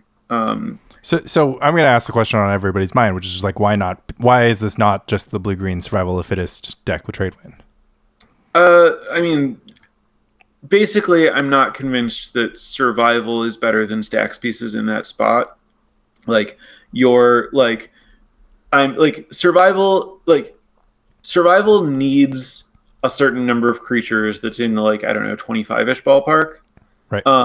And once you have like survival and 25 creatures, you have like very, very little room in the deck for other stuff. And I might be interested, like, so another like very relevant creature for getting my creatures to activate Tradewind is creature lands collectively. Unclear, you know, what mix of tap land taps for color versus colorless land that's cheaper to activate you want, but it's much easier to have Tradewind with 2 creatures in play if some number of them are Mishra's Factories. I'm kind of interested in like playing, you know, 16 to 20 actual creatures with some creature lands and then like a lot of non-creature spells. And like the survival thing just seems like very slow and expensive, and the Tradewind thing is already slow and expensive. And I feel like to get to the point where I can do that slow and expensive stuff, I want to have some like proactive stacks pieces to slow the game down. Yeah, you just kind of want to. Oh, I mean, Tide would just be like a table flip, and it's just kind of like, okay, right. So Tide. So another like relevant card for this, like I'm playing like a kind of stacksy deck that maybe has Winter Orb and has to have a bunch of creatures because it has Tradewind Rider. Like, okay, now we're in the opposition zone. Right. Where love it's like, that zone. It's like, well, if I have a bunch of like creatures and Winter Orb, why am I playing like Parallax Tide when their lands are like locked down and I can just like lock them out with opposition instead? Where I've gone most recently is like, okay, so like there are like all these different like overlapping stacks pieces that are like pretty interesting that like need to be paired with different like creatures, and so like my most recent build of this was this deck that's in my Mox Field is Blue Bounce, that is a bunch of cards with really arbitrary numbers where I'm like, what if I start with like, you know, this is basically like a Highlander type, like this is a singleton deck, but I'll add more copies of the things that are important. And so I end up with this deck that's basically all 2 and 3 ofs. where it's like I just want to like play with these cards, figure out what's important. So it's like 3 Gilded Drake, 3 Mana War, 3 Merfolk Looter, 2 Rishadan Cutpurse, 2 Trade Wind Rider, 3 Waterfront Bouncers, 1 Deep Analysis, 2 Chain of Vapor, 2 Daze, 1 Flash of Insight, 2 Foil, 4 Gush, 1 Thwart. 4 Gush. That one's definitely a 4. Yes. 2 Stasis, 2 Tide, 2 Winter Orb, 2 Tanglewire, 2 Sapphire Medallion, 1 Mox Diamond, 4 Mistress Factory, 16 Islands. This is a starting point for a deck. There is no chance that this is the final list. This is just like, I want to like have like blue creatures and prison elements and card advantage and some counter spells and shuffle them up and see which elements work and which elements don't, and like change these numbers pretty quickly, but mostly trying to go like, okay, we want 1 more of this, 1 less of this, rather than like I'm trying to convert this into like 9 4-ofs or whatever. Right. Well, that feels like, I mean, my second question besides the survival question was just that it felt, when you said there's just like no creatures in blue, it seemed like this might be an opportunity to be, you know, in the Lord of Atlantis Merfolky zone. And I've looked at that zone. Yeah. Like the problem is like I played against your 8 Merfolk, like 4 Merfolk Looter, 4 Basking Root Wall, 4 Lord of the Atlantis were like the only creatures, and then like Black Vice deck with my Beast Attack deck. And that match was really close. But yeah, I was also curious where that came from, because you're just like, well, I'm out of Merfolk. there's these 8. I don't want to put Manta Riders in my deck. I'm sorry. And so like I just want to play all of the 2-color Merfolk from Invasion, the Gaia Skyfolk, the Galena's. Do you want Rootwater Hunter? Knight. Yeah, that's the blue-red one. He's in. Let's go. Mox Diamond, Gemstone Mine, Undiscovered You're just Paradise. like, give me a Cavern of Souls, please. Yeah. Yes. I'm down. Ancient Ziggurat. We'll settle for the Ziggurat. Right. So I mean, like, you know, like Island Walk is an appealing ability in this format, and like Lord of Atlantis is like a decent rate by itself compared to the alternatives for blue creatures, and like Merfolk Looter and Waterfront Bouncer are like respectable cards for other reasons. So like I don't really have Merfolks, but I'm kind of a Merfolk deck is like justifiable. But also, what if Gilded Drake Mana War? Yeah. No, I'm super into the idea of a deck that, I mean, you had like another blue-white 4 Gilded Drake deck that kind of had like the parallax stuff that I thought was interesting. And in general, like, I do think that just playing lots of Gilded Drake is not something that's been super looked at. I think that did you have a Gilded Drake Tempting Worm deck? I did not. Okay. You had a Tempting Worm deck with Stifles in it though, right? I don't think so. Okay. Who knows? I'm trying to like, because I haven't gone deep on Tempting Worm as far as I remember. Okay, fair enough. But regardless, imagine you just Tempting Worm, and they're like, sweet, I'm so excited. I'll put a Chroma on the battlefield, and you'll be like, haha, I Gilded Drake, you're a Chroma. Yeah, so Gilded Drake would be better if more people were playing a Chroma. Yeah. Like the issue with Gilded Drake is like really awesome, but there just aren't that many people who are like putting creatures you want to take into play. Like the problem is it's like blank against Replenish, bad against Burn, bad against Goblins, blank against Enchantress. Like the median creature is 3/3 Elephant Token or Mistress Factory animated, neither of which you're going to Drake. Right. I mean, those are like the big creatures. Yeah. Those are sorry, not the median. Yeah. The median creature is you get Terrorvores and Dreadnoughts, but like, do you ever actually get to take those? Maybe. But like, yeah, I mean, it is like, I was thinking about like, okay, Dominate sounds pretty awesome. And then I'm like, but why not just like Gilded Drake? Yeah. I mean, it's definitely cheaper if you're targeting a Terravore. And if you already have the random synergy. I mean, I guess like you said, it's just bad against a bunch of decks. So then if you have it in your main deck, you're just kind of stuck with the Gilded Drake and like, oh, whatever. I mean, that's like the biggest problem with Trade Run, right? It's just like a 4-mana creature. So your table stakes are already like playing Mother of Runes, playing Benevolent Guard, or playing Oles, trying to like make sure that you ever untap with it. That was like kind of the idea. Or you with could the just angle. have like foils, right? Yeah. I am not sure about that because now we're describing, you know, a lot of material, like you said, because it's like we already don't have a hand because we've just been like playing creatures and lands. So that's kind of like the challenge, but I'm there. I mean, I'm like trying to think about like if you can somehow be an Ancient Tomb City of Traders deck and like, you know, use that as your mana cheat, but it also just like doesn't really make sense because if you go, well, actually it's fine because you can play you can play creature number 2 or 3. The problem is that factories are so important. Yeah. Okay, so Ancient Tomb, City of Traders, factories, and Gush. It's just let's all getting in there. What about the domain deck? What's because you played it at Meetup and you were kind of playing around with it, and I played it in the casual room and I was kind of having a little bit of fun with it, but so mulch and only lands with no abilities ended up being like where you'll note that one evolved a lot as I played with it, and I don't think I played it at a Meetup. I mostly just did a bunch of focus testing against Dreadnought, which is I mostly just lost over and over and over. Okay.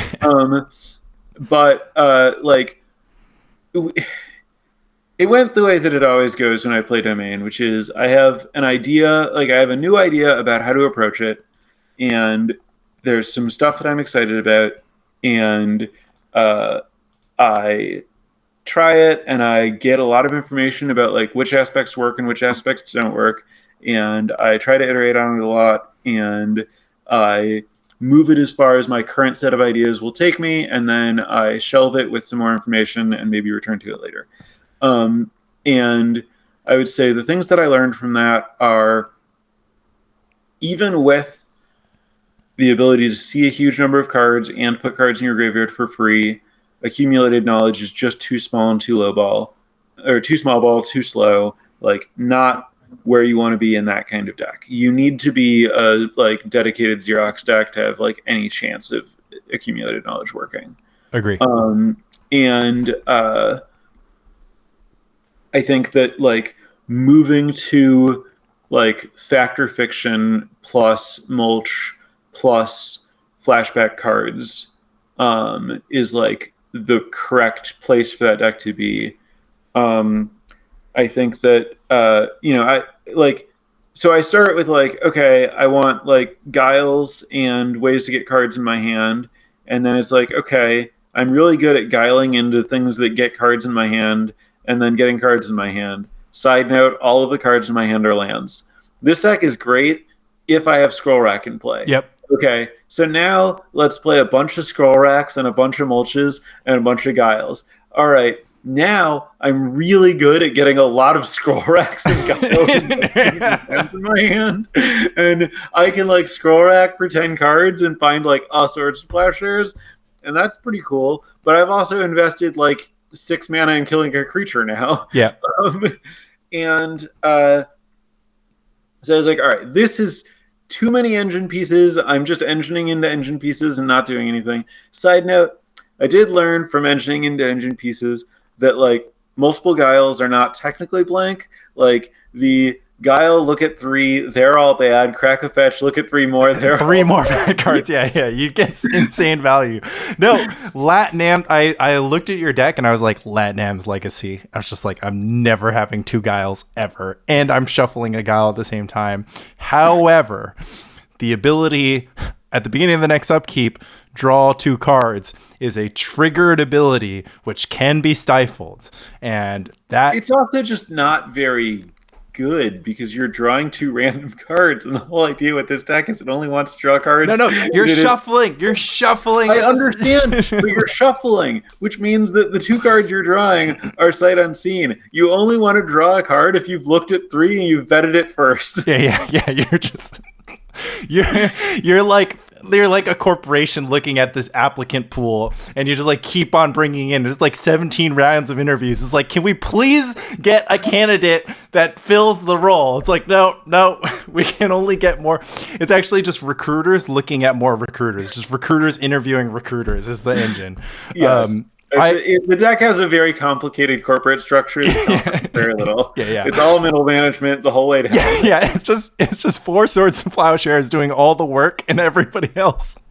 Everybody else. 4 Swords of Plowshares. Everyone else is just delegating. Yeah. And from there we can call the deck Severance. And it'll just be like the perfect deck name that ever existed. Of just like the call the herds are just out there. It's like, I don't know what our job is. After we mana Severance, I don't understand. Yeah. Exactly. How are we calling a deck that is actually just all lands and not actually removing lands from its deck based on mana? Yeah, it's perfect. Severance. You heard it here first. Monksfield.com/user/Samuel H. Black. So, I still believe that basically, so the inspiration for that deck is my 2006 regionals standard deck. Notably, that includes no cards that are legal in the pre-modern format. This is a Ravnica Kamigawa standard deck that was a Abzan mid-range deck that was, this is kind of the tail end of the era of deck lists only include 4-ofs. And my deck was a bunch of 1-ofs. It's crazy that lasted 13 years. And I got a ton of resistance from everyone I showed the deck to, because they're like, this is just not how decks are built. This can't be good. And the idea with that deck was I had 4 Court of Calling and 4 Sensei's Divining Tops and some other stuff that let me shuffle. And I was taking advantage of the power of card selection plus 1-ofs to have good cards. When you say Sensei's Divining Top, all of a sudden Mirri's Guile doesn't sound like a bad card. That's how I got to I want to play Mirri's Guile. Yeah. Is I was like, okay, so that deck worked based on having tops to look at stuff. Guile is just top that doesn't cost mana to activate. So why can't I just play fetch lands and other ways to shuffle and Guile and draw my good cards? The top deck in question was a creature deck. And the pre-modern deck that I built isn't. Yeah. Creatures always do something. That is one nice thing about creatures. Yeah. So basically where I'm at is I think that the right Mirri's Guile deck is actually just Terrageddon. Yeah. I was thinking that too. I think Terrageddon is probably currently over-indexed on Sylvan over Guile, but it's complicated because Terravor is very good with Sylvan Library because of Swords to Plowshares existing in the format. Right. So Terravor is secretly a big life gain spell, and Sylvan, if you have sufficient life gain, Sylvan Library becomes pretty clearly better than Guile. Also, Sylvan is very good with Mox Diamond, because Mox Diamond puts you down on resources in a way that you need the recoup some resources from Sylvan to fix. And also Mox Diamond gives you 2 mana on turn 1, which decreases the strength of Mirri's Guile costing 1 instead of 2. Yeah. And I've never seen a Terrageddon player with 3 cards in hand. It's just if it's turn 4, they don't have 3 cards in hand. So it's what are they doing with their mana anyways? But I still think that if I were to pick up a Terrageddon list and that Terrageddon list had N Sylvan libraries, I would probably start by going N-1 Sylvans, put in a Guile, see how it plays. Also, assuming you're not interested in paying 12 life a turn, Guile Sylvan is probably better to have in play than Sylvan. Yeah. I'm with all of those. I thought of that too once you basically sold me on Guile. I played it in the domain deck and I was just kind of whatever. You super sold me now that we're just oh, it's just Sensei's Divining Top. That's a playable card. It's just how is this not a playable card? Obviously, you can cash out your top, so that's a whole thing, but not using the mana is a big one. And like Guile Wayfarer, like we're cooking. Yeah, I mean it's got all the stuff, and yeah, if you have 2 mana on turn 1, you can play Guile, you can play Wayfarer, and kind of see where it takes you from there. I kind of also love the idea of Guile and Predict, but you have just illustrated that drawing 2 cards of unknown quality is not so good if you're paying mana to do it. If you're gushing, then it's totally fine. Bulk card draw doesn't pair well with Guile. Right. Because the whole point of Guile is you get to vet every card you draw. Yeah. I mean, you need to have a balance of card removal, card fixing, and Guile, right? Because if you have Guile with no shuffles, it doesn't do anything. And then if you have, just like bulk card draw, then you have no selection. But I feel like there's kind of a mix there. But I will say that I've played a few of these Predict engine decks that were built around the Skullrack Gush Thwart interaction. And you pointing out, I think it's very astute that you point out, just drawing 2 cards, it's not what control decks do. And if you're not like Xeroxing, it's sort of whatever. And it felt so weird to me because I was just so high on cards like Accumulated Knowledge and Grotog and whatnot, because it's just like this, I love drawing cards. I mean, but you and I both, right? So it's kind of like a weird phenomenon that like you kind of have Xerox decks, Gush decks, or Factor Vision decks. Guile isn't good in divination type decks. Like Guile Gush is not where you want to be. Guile AK is not where you want to be. Guile is good when you don't have card advantage and you're like a card quality deck where you're like, I just want like to find Terravor and Geddon, and I don't need like a bunch of cards. I need to like have both of those, and I shuffle my deck every turn because I have like a bunch of fetches and Weathered Wayfarers, and like it's going to be pretty easy for me to find my Terravor and my Armageddon. Or like Enchantress, where it's like I can shuffle my deck a bunch. I'm looking for a specific card. Like it's kind of the same. Like I guess basically like how I'm using it in Enchantress is the same thing. Like my Enchantress is my Terravor, right. And like the fact that the Enchantress like draws a bunch of cards, like Enchantress is not like divination. Enchantress is like my Guile is bad now, but it doesn't matter because now I'm in the Enchantress stage of the game. Yeah, now it taps for W. Yeah, I have lots of thoughts on that. Is there a world where, I mean, did you ever look at abundance for any of these? If you were more Sylvan Library, but even abundance with Guile is like totally fine. I have never wanted to put abundance in a deck due to it costing 4 mana and not affecting the board. Yeah, fair enough. Yeah, I mean that is kind of like an interesting quality because like you get tension between wanting to be like a responsibly curved pre-modern deck, but also like needing to reach into the 4s and 5s for factor fiction type, nonsense, or of course just Parallax Tide, which is inherently asymmetrical as far as mana is concerned, so it kind of doesn't matter.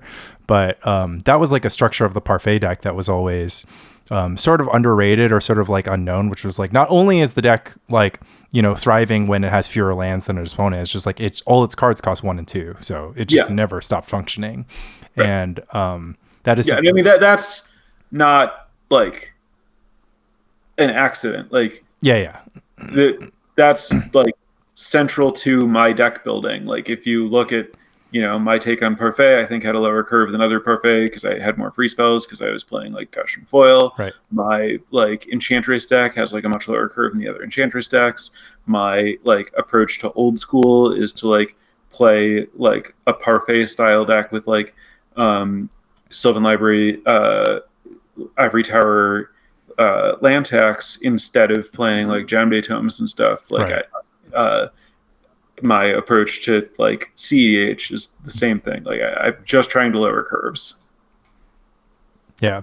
But you're lowering curves in sort of like these dirtle decks where it's just like it's never crossed people's mind that it's a big deal for your turn that's like trying to make it to turn 50, which is like every one of your decks wants to make turn, like it's just like those two things. Now that you mention it, that's also my approach to limited, is like I'm playing like these, win on turn 12 inevitability decks that I'm prioritizing cheap removal and like really low curves, but playing defensively and having card advantage. Like, yeah.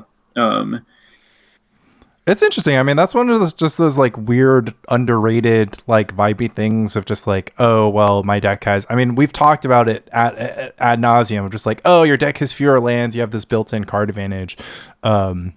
But it's like really hard to quantify into, like, it's really hard to set out to build a deck and be like, I'm going to run as few lands as possible, and instead of my land count enabling me to play certain cards like Siege Gang Commanders and Factor Fictions or whatnot, like I'm going to use my cards to enable me to like sort of play the minimum on lands. Like people understand this with like Xerox because it's just like it's so easy to just be like, okay, well we're playing 4 portents so we can play 16 lands, but it's less obvious and less than other people. I'm not trying to cut lands. I'm trying to make all my land drops, and I'm trying to play all cheap spells, and that's why I'm so obsessed with card draw. Is my goal is just to play more cards than other people. Yeah, but you get flooded, right? I mean, that's kind of like still a thing. I mean, that's why I'm trying to figure out how do I get Guiles in my deck? How do I get Blessings in my deck so that like I'm drawing better cards? Right. It was a lot simpler when all our decks contain Scroll Rack. And is there no desire to branch into like the Scroll Rack gush, like other random like Oath of Allegiance? Like somebody like just kind of sort of posted that they had this Oath of Allegiance deck that more or less worked for them, and I was like, maybe we should have just tried that. Just like tried all of the same cards and just changed land tax for Oath of Allegiance and just seen what happened. Like, is there something there for you? It's hard to believe, but maybe. I mean, like 3 is not 11. Yeah, it's true. True. We didn't need cards 6 through 11 though. We just needed the 3 to 5 range, and then at some point they were already dead. Right. It's like, all the little parts matter, right? Like you see fewer cards, it's more expensive to get down. Like, it's just a lot weaker. Right. Like, yes. This is, it's like when, Diet Coke still does it for people though, like that's not where I am, I guess. Like when Mox Diamond was banned in Modern, or not Mox Diamond, Mox Opal, yeah. Mox Opal was banned in Modern while I was playing Lantern, and people were like, "Okay, how do we update our deck?" I'm like, "No, it's over." I was only here for the Mox Opal. Like, if I don't get to play actual a Mox, I'm not just like, oh, everything's fine. I'll just play this deck that I was playing literally because it had Mox without Mox. Like, yeah. I was here because it had the best card. Right. If it no longer has the best card, I'm going somewhere else. Okay, I actually need to hear this part now because we've talked about. I mean, you basically just said it that Mox Diamond was like the thing. You want to play Gaia's Blessing, right? But you were really into Mox Diamond, and I think we can see from your deck lists that there aren't so many Mox Diamonds. There aren't 4, that's for sure. And then if there are any, there are 1. And somehow Rich Shea has like completely boomeranged from being like, this card is unplayable in every deck besides land tax, to like this card is super bannable, to like maybe he's kind of like dead back on that. And me personally, I have just like I mean, I guess Raska is the one who kind of really broke it through to me, which is just like, this makes your deck worse against decks that don't contain Mox Diamond because you're playing a 56 card deck that has 60 cards in it and your opponent is not. So I'm kind of fully off the Mox Diamond train, largely because unlike Chrome Mox, unlike Mox Opal, unlike Mox Sapphire, like it's just not a mana source in your deck and it's not a card. So was curious where you are on Mox Diamond in 2025. I think Mox Diamond is, in contention for most powerful card in pre-modern, like on like rate card quality. But I think that you need to be able to, like, it has a lot of deck building costs, and you need to be able to like navigate all of that, and there are a lot of things that prey on it. Like I stopped putting it index during the height of like Oathponza, where I was just like, okay, so first I'm going to put this index because against Oathponza, I want a lot of mana sources and I want to be able to get on the board quickly because they're going to like make it hard for me to do stuff. And then I played some games and it's like, oh yeah, I just can never win a game where I draw a Mox Diamond against them because like you just like you need more cards to function and it puts you down cards and then you don't have enough cards to function. And like they can naturalize it and it's like, oh, that was cheaper than them like killing a land and I got 2 for 1. And like whatever I cast off of this was not impactful enough to like justify like how self-owning. And like, you know, this was index that, you know, are in the like nonsensically devoted to generating cards to like recoup this type space. So part of that is nonsensically devoted to generating cards to recoup this is also just like not a very good strategy. But like, this might be the same situation as Guile, where it's like actually the correct place for this is just Terrageddon. Well, right now it is the only place for it. I mean, like even in Oathponza, everyone's just like, what about Grotog? Grotog is just not. Grotog gets to exist because of Mox Diamond, but like it's like if Grotog could maybe play. Okay, so I'll just frame it like this: if Tropical Island existed, there's no Mox Diamond in Grotog, right? That's the simplest way to put it. So I mean, like the thing is, Mox Diamond could always be Undiscovered Paradise or Gemstone Mine in terms of like I can just 1-for-1 swap. I get the same colored sources. It's like a different host of problems instead, right? I mean, I would just say that the host of problems is just like you're a deck that spans all its mana. Like if you're the nice thing about Mox Diamond is that you get to tap it with no downside, right? And every single land in the format besides the basic land. It doesn't make sense in a like Xerox deck where you're spending all of your mana throughout the entire game because you're just casting cantrip. But I would very happily play some, you know, like I said, Tropical Island would solve the problem, right? Because you could gush it and then you could just play the deck and you'd be fine. And like even some universe where you like I mean, people often ask me like, what would you do? And I think the closest card that I would get to replacing it is Chromatic Sphere. But that's kind of as close as I can get to anything that's a thing. And actually like people have started disenchanting my Mox Diamonds. And initially I'm just like, haha, you fell into my trap, where my trap is you remove my ability to play the game and I got 2 for 1 and I'm now trying to cantrip into City of Brass, which you're going to wasteland so I can play 1 colored spell at a time. And actually I have fallen into my trap. And I don't know why you would ever be happy about a Mox Diamond getting disenchanted. It was mostly because I'm like, well, they have disenchant in their deck, right? So like I'm just kind of like, at least this card doesn't do anything to things that I care about, that being like my creatures and my ability to counter your stuff. But it turns out actually your mana is the thing you care about. Yeah, and timing matters, right? If I cast all my awesome colored spells before you disenchant it, then I'm not going to care. But it did turn out that like I would just end up, I mean, especially against Oathponza, right? Where it's just kind of like, you know, unless my Mox Diamond puts Sabo's Web into play immediately, and then and only then would I rather them naturalize the Mox Diamond than the Sabo's Web, like that kind of situation. But yeah, most of the time it was just kind of like, oh, this is pretty bad. But I mean, I'll pull back on that a little bit just because what it did to me was it just changed my Mox Diamond gameplay. Like I just don't put it into play unless I'm casting a colored spell more often. But Grotog's overall problems really do come down to the fact that like Mox Diamond is only good, only great with Gush, like in deck in games that you draw Gush. Right. So And if what I'm you doing is maybe I could play a Mox Diamond Mirror's Guile Weathered Wayfarer Tradewind deck. yes, with Gush. I wasn't going that far. No, but no, of course, Weather Wayfarer powers your Mox Diamond. Okay, so Mox Diamond, Mary Scowl, Weather Wayfarer. Yeah, I mean, I'm addicted. Like, my brain worm is to try to play one Lotus Veil and all these Weather Wayfarer decks. So, but I will settle for a Soldevi excavation. If you're making that face at me, you should have seen Sam's face.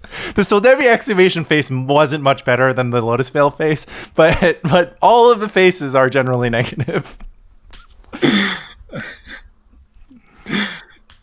Like, I'm the Wasteland deck. You can't Wasteland me. Like, I'm not my. It puts okay, so it's just still a. I'm going to destroy your land and then give you a rainbow land instead. I think you can do one Lotus Veil. It solves all your mana color problems too. Like, you were having trouble.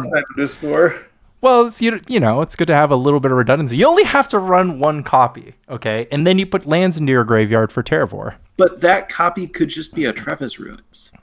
That's true. But then you are activating your Wayfarer slightly less often. That's the idea. What if you just Lotus Petal your Trevis Ruins? I mean, you could do that, but then, you know, this is stickier. You could have one Lotus Veil. You can have one City of Traders. I mean, while we're at it, Soldevi Expedition. You can have 8 mana in play with only 3 lands and continue activating your Weather Wayfarer. But point taken. 0 Lotus Veil is fine. Weathered Wayfarer, Mox Diamond, Miri's Guile, Tradewind Rider. I mean, I still feel like a lot of your cards don't do anything, which is like kind of the thing. And then what do you think about Terravor? Because the way that it's been described to me is just that, and I've actually come around to this. So, Terravor Cabal, if you're listening, I was doubtful of the idea that this was like a Rishton Port, like prison deck. And I watched more tape and I'm just like, oh, this is just like a Rishton Port deck. And like, it's crazy that there was like maybe one copy of Port up until the most recent months. But it does sound like Terravor has a few 1-for-1s, but most of the time it is like in like stop opponent from casting spells. Yeah, so what about this Bird of Paradise, Wall of Roots, Mox Diamond, Rishadan Port, Winter Orb deck? Yeah. Okay. And you don't need Wayfarer in that, but you could. I'm still with the Wayfarer. The Wayfarer is finding more Rishadan Ports. Okay. So we're playing Wayfarer, and we're playing Ports, and we're playing Winter Orb, and we're playing Tradewind Rider. Okay. I mean, are we playing Parallax? Is Parallax Tide worse than Winter Orb in this context? I don't know. Like, that's why you have a few of everything. I'm saying is I don't know. Like, we might just have like one of all of the. Like, we might have like small number of Tanglewire, small number of Winter Orb, small number of Opposition, small number of Parallax Tide, like small number of Stasis. Like, who knows? Could you play a survival deck with fewer than 25 creatures, though? Yeah, you could get away with 24 for sure. Okay. How do you feel about... because Billy's actually playing a green-white Terrageddon deck with survival, and the non-creature spells include like 2 Sylvan Library, 4 Armageddon, 4 Swords of Plowshares, of course. And at that point, and he's playing a bunch of land. So at that point, there actually aren't that many. Okay. Let me back up to the problem with my real problem with survival. Okay. I'm going to need to get there via CDH. Apologies to everybody. The evolution of the deck that I've been playing in CDH is... It was based on having a bunch of 2-card infinite mana combos where infinite mana straight up equals win the game in all cases because of my commander. The 2-card infinite mana combos were combos where each card is independently functional. I don't want to try to explain what they are because it involves complicated cards. They all make infinite mana, yeah. Well, so the point is, it's a 2-card combo. One of the cards is independently good. The other card is independently okay. For example, Basalt Monolith is a card that I think is morally acceptable to bring up. Yeah. Basalt Monolith. And your other card is Power Artifact. Yeah. No. Your other card is Kinnan Bonder Prodigy. Yeah. Don't worry about it. Kinnan is actively good in the deck. Never unhappy to draw Kinnan. Basalt Monolith is okay. It can do some stuff. It's not a card that you ever like. If Kinnan didn't exist, I would not want to draw Basalt Monolith. It would not be in my deck.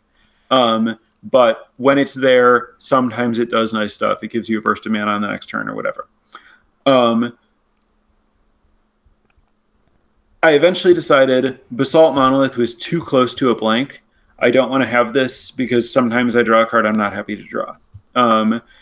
Another combo was Devoted Druid with Machine God's Effigy. Don't worry about what Machine God's Effigy is. It's good. I'm always happy to draw it. Devoted Druid was actually the bad card there. And this is a deck that's like very happy to have mana creatures, but Devoted Druid is just like trivially too inefficient. And yeah, it's twice as much as Llanowar Elf. So yeah, but for relevant upside, but also like people know that it's part of infinite combos. They get really scared of it. They're like likely to spend a removal spell on it, and like it's terrible if anyone ever kills any of your creatures. So like the very complicated ended up being the cost of putting a Devoted Druid in my deck is slightly too high. My new build of the deck has no clean 2-card infinite mana combos because all of the combos involved one card that was like just below my threshold for how good a card needs to be for me to be happy putting it in my deck. And I realized that I could win without needing to make infinite mana via a 2-card combo. I can have like slightly more convoluted 3-card infinite mana combos where all the cards are independently good. And now bringing this back to pre-modern, my problem with survival is if you don't pay the cost of putting like a Squee and or a Genesis and or some other card that's just heinous to draw if you don't have a survival in your deck, then your survival is not very good. And I really don't want to have a card that is heinous to draw without survival. Yeah, I mean, that's definitely a thing that most survival pilots have come into, like, especially with regards to, like, the black-green deck, when they sometimes included Paladin combo. But I feel like you can stomach the 4x1 for survival for one Squee and then just have... I'm saying you can. Yeah. I don't want to. Yeah, okay. Like, this is against where I'm at in my, like, deck building arc. Like, I was saying, you know, that there are these things about, like, how I build decks that are different than how other you're just not in the survival trying zone. To have rock bottom curve. Like, I just want all of my cards to always work. No exceptions, no questions. Yeah. Like, I'm enchantress is even a bit of a hard sell for me. Like, sorry, say again. The one replenish in enchantress. Fair, yeah. I actually did notice that. You're just like, well, I guess sometimes my enchantments will be in the graveyard, but hopefully I never draw this card when I don't need it. I'm sort of with you in that, like, when you boil survival down to being a GGG2 invest or GGG1 investment to tutor up one card at parity, then it becomes like a lot less like cool sounding of a card. And of course, you know, it becomes just a matter of investment and sort of cumulative advantage, which is interesting because I would say that in many ways the Sam Black deck is like a linearly building advantage deck rather than a exponentially building advantage deck where like you start much better, but you only grow sort of, you know, basically like my goal is always to raise the floor. Right.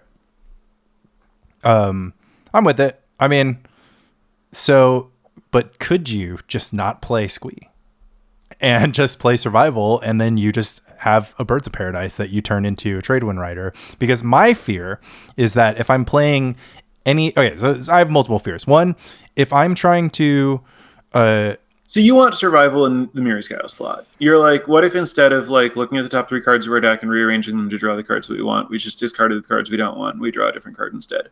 Either way, we're like spending a card on an enchantment where we're down a card to improve our card quality. And I'm like, what if instead of spending 2 to play, 1 to activate, we spend 1 once, and then we get to like improve our draw steps every turn and overall, that's going to more consistently like get us the right mix of like mana guys into payoff stuff. Whereas, like, if the way that we approach this is survival, we're going to end up in these spots where we top deck a survival and we don't have a creature, or we like have a survival and we like want to find a trade wind, but we have to like draw any creature to get to it, and also our trade wind costs one more. And I think that I like the value proposition of Guile more than the value proposition of survival in that situation. Yeah, I definitely think that Guile is just not a card that, you know, anybody is familiar with, you know, using in this way, so it becomes a harder sell. Personally, I have never successfully combined two cards for synergy without casting like a lot of portent, impulse, enlightened tutor type stuff before. Yeah, Guile is just like you play that and then it's just like portents every turn for you. Yeah. I have a basic understanding of that, and it's just a question of like if that will come to fore. Because the big thing is you do want to run 4, but if you don't draw it, then you don't have it. And also, I'm just bad at like conceptualizing decks that aren't blue. Like I just look at the Terragen Get deck and I'm just like, when are you ever going to have the thing that you need when you want it? Like, just because you have Sylvan Library, that's why you think you're going to like color fix, have a good mix of threats and answers, et cetera, et cetera, et cetera. Like, I feel the same way towards this, right? Because we're like describing a deck that has like all this Wild Roots, Birds of Paradise. I'm like, oh my God, that's so many mana sources. And you have Mox Diamond and you have Weather Wayfarer. All mana sources. Yeah. I'm just like, this is just like a 40 mana source deck. And I hate decks with 40 mana sources because Well, let me tell you about all the Mistress Factories and Treetop Villages that we have to activate these Trade Wind Riders. I'm down with that. I'm down with maximizing. Like, Nantuko Monastery is like on the list of cards that I just want to put in all of these decks. I don't think that it necessarily works, but I have attacked for 4. I have blocked for 4. Yeah, I would certainly prefer Factory in the Trade Wind deck. Yeah, absolutely. Just for mana cost, of course. Okay, I mean, I'm down to build this. I'm down to put a bunch of green creatures and trade one together. I don't know if I can get away from survival, but you know, that just means we're trying 2 different things. We're doing things Sam ways. We're doing things Lanny's way. It's such a tragic, like, you know, what's like the best literary metaphor of this like guy? Well, it's just gonna like, I guess it's just like we're never gonna know, and then like one day we don't have you around anymore, and then somebody's like blows the dust off of like an old grimoire full of like these like pre-modern decks, and then they like finally start playing them, and then like it revives the format, and it's just like, oh my God, like, you know, we had all these ancient works and they're just from this very, very, very little known non-pre-modern Magic guy and background. But I think my question to you is, have you gotten any closer in understanding why you are different? Like do you like, because I'm sure you watch, I mean, because Mike and I just do it where we're like, we watch somebody play Burn and we're just like, you suck at Burn. And entertainingly, we got to watch Mike play Burn, Mike and Aaron play Burn, and we're like, you guys also suck at Burn. But aside from that, you know, do you have any insight into, because you can't be the only one, right? I'm sure you think that too. Like, surely you've met somebody who's just been like, you know, is Rich Shea not like also the kind of guy where you just like look at his deck list? But I guess you're not, because you guys built different land tax decks. But surely Rich and I, that's a deep topic. Like, we have some overlap and some very strong disagreement in how we approach things. I think both of us are interested in inevitability, and I think he's more interested in like building toward a big play or like shutting the door or something, and I'm more interested in incremental, every exchange I make is positive, so how can I be behind? Right. I mean, is it possible that there's like just a little bit of like a leak in like the Sam Black style, given the structure of pre-modern, in that, like, you know, cards like Paradox Tide, Replenish, and Dreadnought just like make it impossible to sort of like get one card ahead each time, because if your plan is to just get a little better each turn and your opponent's plan is just to like wait and then just do something explosive and gigantic and completely indifferent to any form of advantage that you can accumulate, because that's kind of like, I think that's kind of like the thing that's happening pre-modern, which is just like your opponent, thanks to Replenish, Parallax Tide, and Dreadnought, can just kick your sandcastle and just be like, haha, nerd. So the concept of a leak in my approach is interesting, because my approach is a methodology toward iteration. And so, like, is my approach inefficient? Like, so I guess when the approach is a methodology toward iteration, what does a leak mean? Are we saying that it's inefficient at finding an optimal solution, or are we saying that it's going to have a blind spot that'll prevent it from ever finding the optimal solution? Yeah, I would say that, like, basically, like, is there this concept that there are problems that Gaia's Blessing cannot solve, right? There Yes. are problems that be it. I mean, I think that Dreadnought is like a great example, and I think that it's a good example and a bad example, right? It's a good example because evidently Dreadnought feels like a problem that decks can't solve, but if no deck can solve it, then obviously it's not a blind spot. It's just a design problem, right? But if, like, I mean, a pretty classic example is just that I'm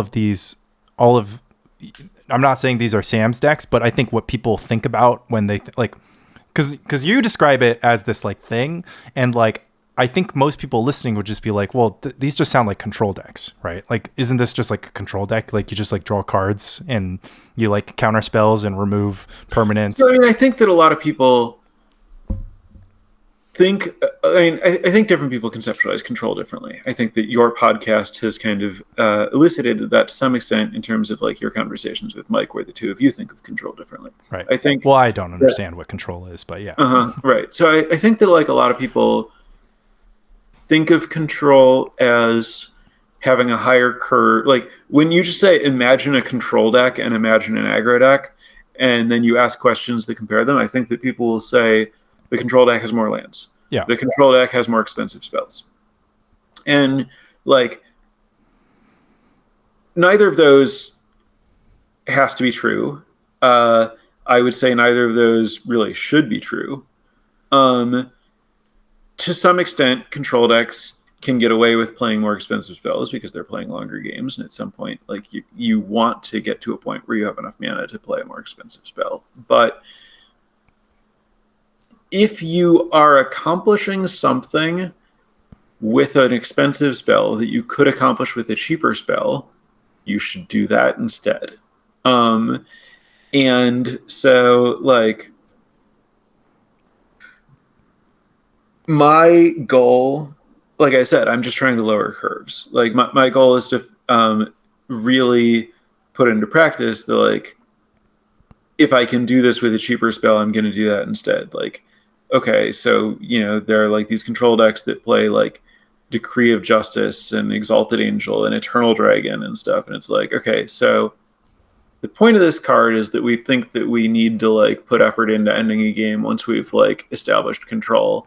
And we want a card that's like high impact to do that because like it can be, right? Like there's no reason for us to try to win the game with the Savannah Lions when we can win the game with an Exalted Angel, because the Savannah Lions is going to require that we like kill every creature, whereas an Exalted Angel is going to, like, once we cast it, we can ignore every creature.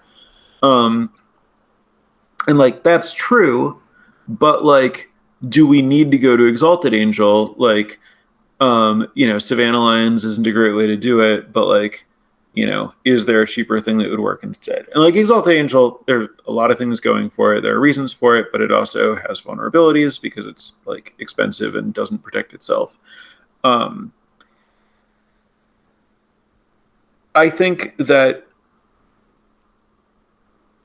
again, from my perspective, my method is a methodology, and the like my methodology is inefficient. My methodology is almost centrally inefficient. It's rooted in attempting inefficiency. Yeah. And your playtesting time is eaten up by you shuffling your deck and drawing cards instead of attacking. And playing other formats. Well, set that aside, right? Because you're doing the same thing in every format. So right. So the point is, like, if you are looking to efficiently win a tournament, you should play the best deck. You should play the best known deck. You should play Dreadnought. My goal isn't to win the next tournament. My goal is to increase my understanding of a format. And the way to do that is to follow the Muse. Yeah. I have a Muse. Yeah. No, I love this. Okay. I mean, I actually love this because I think one of the things is just that, like, when you, like, because pre-modern has got to be, I mean, pre-modern is kind of full of surprises. You would agree, right? Like, you're kind of like, where your attitude towards, like, what's happening in the format, and, like, I mean, a lot of things have happened in the format that I assume that you would not have predicted based on, you know, what you'd seen. So I kind of like this, like, you know, attacking exploratory Muse like argument, because we're hearing it, right? Because we're just kind of like, we're talking about it with, like, oh, this Tradewind writer should be a thing, right? Like this, like, let's find a way to cast lots of sword splashes. Yeah, Tradewind Rider might just be unplayable in the format. Like, it probably is, but the barrier to entry of I need other creatures, combined with the pressure of Dreadnought's going to kill me, and I can't afford to have a bunch of creatures that don't interact with that, and also no 3/1/1s, it's fine, and I can't afford to just, like, put, like, random mana dorks into play because my opponent will play Oath of Druids and I'll lose because I have, like, mana dorks in play. Like, there are a lot of pressures against what Tradewind's doing. It's, like, expensive. It dies to swords. It, like, you have to build a deck terribly to make it happen. Like, it is way more likely than not that, like, every deck with Tradewind Rider is going to be atrocious. But also, the payoff that it offers is unique and interesting to me. And the way that it interacts with, like, stacks pieces is interesting. And in exploring Tradewind creates an incentive to explore the supporting cast of cheap creatures that exists in the format and the supporting cast of, like, prison elements that exist in the format. Yeah. And I think that there's a lot of value to me in understanding the role that the different, like, prison elements and cheap creatures and card selection mechanisms, like the survival versus, like, guile versus Sylvan Library, like, exploring all of that is its own reward.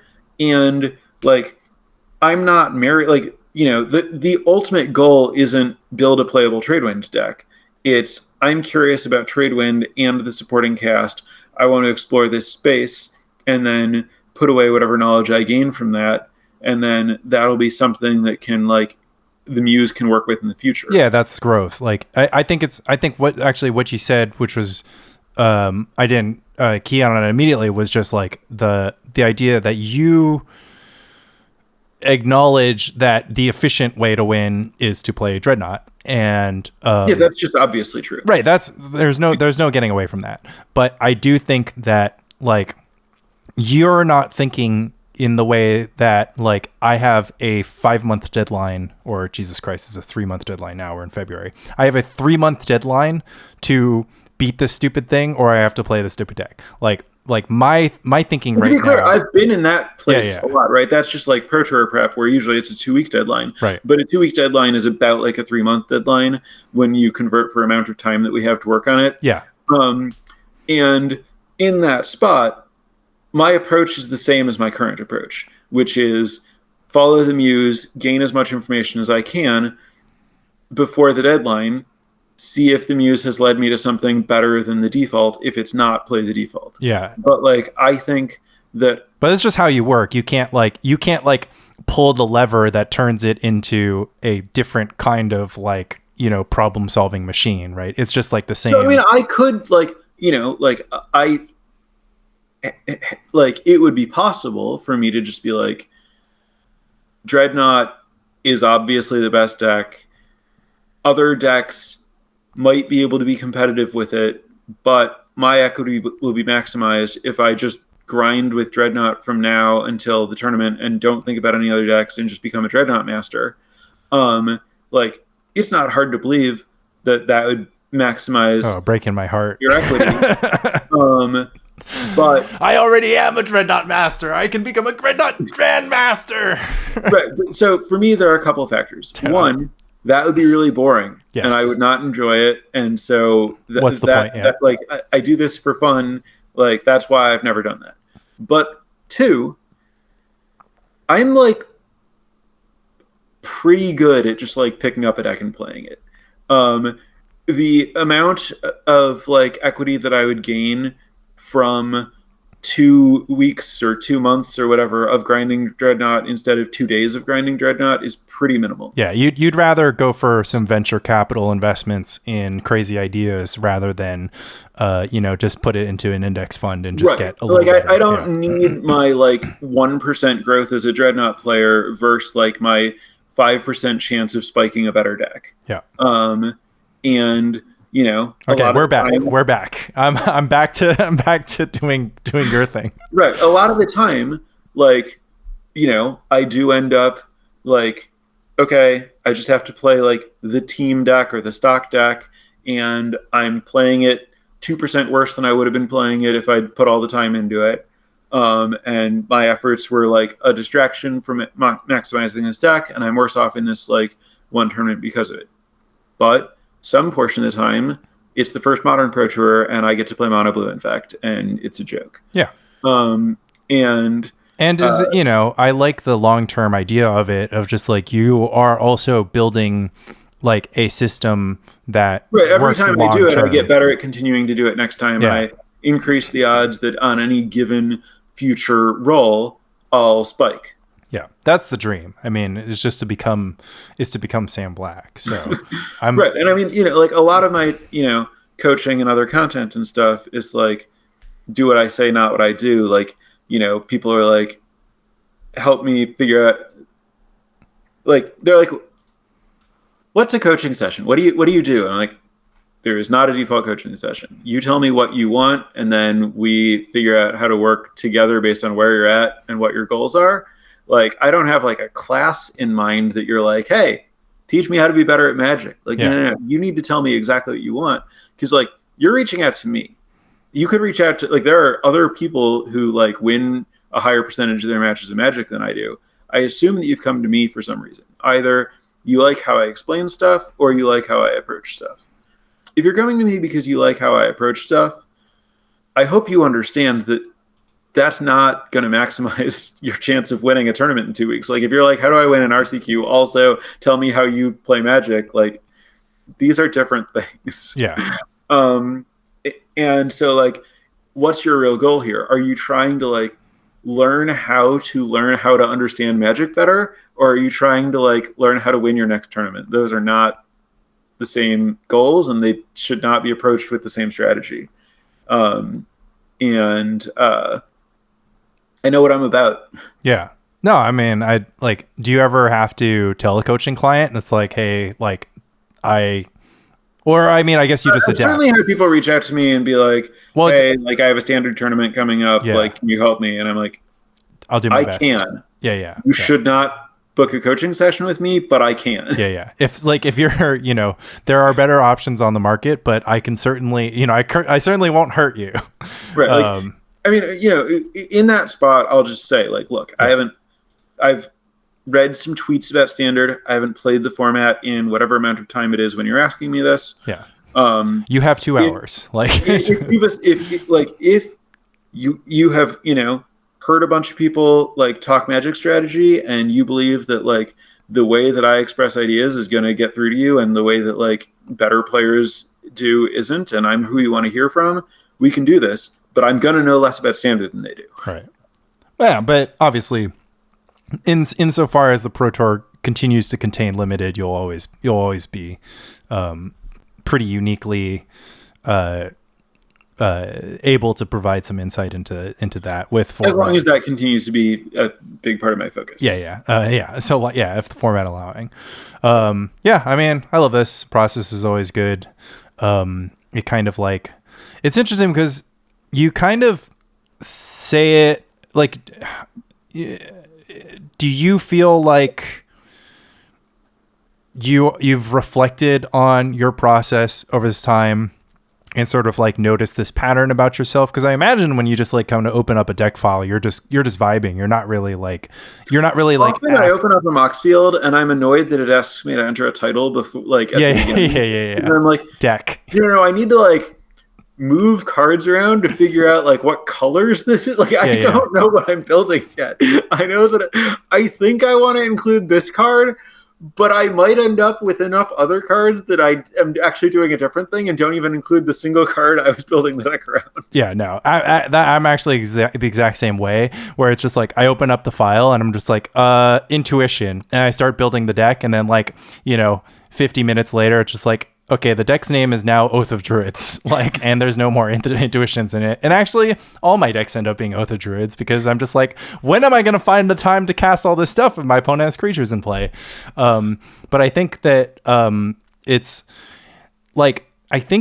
it's interesting to kind of have a thing almost, because it is sort of like it's less so like top down, right? It's less so like asking a question of yourself, which like asking certain questions, like obviously you don't never do it, but like, sometimes you're building a deck and you'll just be like, okay, I want to lower the curve, I want to play fewer lands. But most of the time I assume you're just kind of building a deck, and then there's a part of you that's able to kind of like notice that after you've built it, you've kind of like solved problems in the same way or looked at the kind of thing. Cause like I've had this with Fran where he's just like, oh, that's my MO. Like I take a deck, I take out all the bad cards, and that's how I like to work. And that's like my system and that's my process. But, so I don't do that. Yeah. I basically never do the, like, I'm going to start from someone else's deck and then change it by removing the bad cards and adding better cards. So touching back on this, like my process and does it have leaks and stuff, like, so my process is inefficiency, like, and so I don't see the inefficiency as a leak. I see that as just what it is. Well, no, I mean, the only reason I brought that up was just because I'm like, oh, well, what if I'm like trying to beat you, and I'm like, there's always a way to beat a Sam deck. You simply have to do X. That's what I would mean by a leak, right? Literally, the thing that I'm working toward, the thing that my process is always trying to maximize is inexploitability. Yeah. Okay. Okay. That would be counter to what I would say. Yeah. Right. Like, and I mean, that I think is kind of like the crux of what I'm doing differently than Rich Shea is like, I think Rich is looking for, I think it's a raising ceiling versus raising floor situation. Yeah. And I think Rich is more about raising his ceiling and I'm more about raising floor. I don't know if he would agree with that categorization. And Rich and I could unpack our differences. All right. Let me check his schedule. But as far as like the other question that you were getting at of like, does my approach have blind spots? Is there stuff that I'm just going to miss because it's like the stuff that I don't like and so I won't see it? Almost certainly yes, but also a huge part of my process is I just like listen to podcasts and look at deck lists and try to get inspired by it. Like think about like, okay, if I'm like, all right, this is now the project that we're working on, right? I'm listening to like the Duress crew talk about Terrageddon, and I'm listening to what they say about all the cards, and I'm figuring out like, what do I agree and disagree about what they're saying here? And while I'm listening to this podcast, this is my project. How would I approach this? And so, new decks come out, you guys talk about them, you say whatever you say about it. I figure out, where I think you guys are making sense and where you're not, and what I would do with this archetype. And So there might be blind spots, but also the thing about following the Muse is the Muse gets information from outside sources, and I don't know where the Muse is going to be next week. And I think that that makes it pretty good at covering blind spots. Like, I see, oh, here's like a black deck with like Bolt and Terminate. Those seem like reasonable cards to splash. I don't like Grinning Demon. Like, I look at this deck, I can't not think about, how I would change it. And now if someone talks to me about like, hey, I want to build black aggro, like, what's the starting point? Like, I've added that to the repertoire of like ideas they can suggest to them. And like, a lot of my like building, like working in new spaces might be just like a friend comes to me and they're like, I want to play this kind of thing. Or like, I had a pre-modern coaching session with someone who was like, I just want to play white black. And like, we ended up building like a Astral Slide Ravenous Rats deck. Like, that deck was, pretty me, but it wasn't something that I was going to like, oh, let's like try to build Astral Slide Ravenous Rats, unless someone was like, I want to approach in a kind of Sam way this problem of like deck building, but with these like biases and preconceptions. Right, that you're inputting different to do in a game. Yeah, you're inputting different stuff in the machine. I mean, I think that it's sort of like, I guess I didn't want to. You basically pointed out, just like, if I have blind spots, clearly I don't see them. They certainly exist, and obviously the process is to minimize them. So I think that you kind of closed the loop on that pretty well. And honestly, I mean, I agree, right? It's like, because the system is the system. Like, everybody's trying to build. I mean, so long as you're trying to build the best deck, everyone's trying to build the best deck that they can. And so, this idea of reducing the amount of potential exploits for that deck, like, that's all just kind of part of the process. And, if you weren't doing that, you wouldn't call yourself out on it, like, unless you did call yourself on it, just like, I'm going to build a deck that loses to Dreadnought, then you could definitely do that and say that. But right. And I mean, like, I think that like this whole like Tradewind project is not going to have a good time against the Cardoth Druids. Like, there's just no way. Right. And that's okay. I mean, that's not like a leak. That's just, what basically an exploit that exists, and you're allowed to take measured risks. That I'm very unlikely to actually play any of these decks in a tournament. Yeah. Like, yeah. I'm exploring the space because like I said, I think that it kind of reveals a lot of like incidental, interesting information about like the cards that are part of the plan or part of the project. But like, at the end of the day, like I said, my plan, like my goal is to like minimize, like be unexploitable, like, get my enchantress to deck to the point where it's like, I know about these bad matchups, but they're all fine because I know about them and I can adjust for them. Because you have Firestorm, and Firestorm freaking rules. Do you? So you've a lot of these kind of stories that you've kind of told and described sort of make it sound like, I mean, I don't know exactly how to put this, but like, you don't really collaborate, I guess. Like, what has... I mean, I feel like I've described a lot of collaboration in terms of like getting ideas from other people. Yes, that's not necessarily what I mean, though, right? Because it sounds like that form of collaboration is like a one-way street almost. It's just like you are vacuuming up like that kind of thing. Like, the reason I actually bring this up is because I love talking about Magic decks with you, but basically whenever we like punt, text files back and forth, we just, there's just not like some, like, I'm not getting what you're putting down. You're not, or like you think that like the things that I'm concerned about with the stuff. So I'm wondering, like, if there has been like, if there is kind of like, if the Sam's Way thing also means that it's like really hard to have somebody be more useful than just telling you their point of view and you just being like, okay, and then I'm going to do this thing rather than being like trying to get into the weeds and have a discussion right. So about I have a friend in Madison who, like, I played a lot of CDH with. He decided this year he's going to stop playing CDH, but he's into pre-modern. Gustavo, and one of the Tradewind decks on my Mox field. He taught me about the like shared ownership on Mox field feature.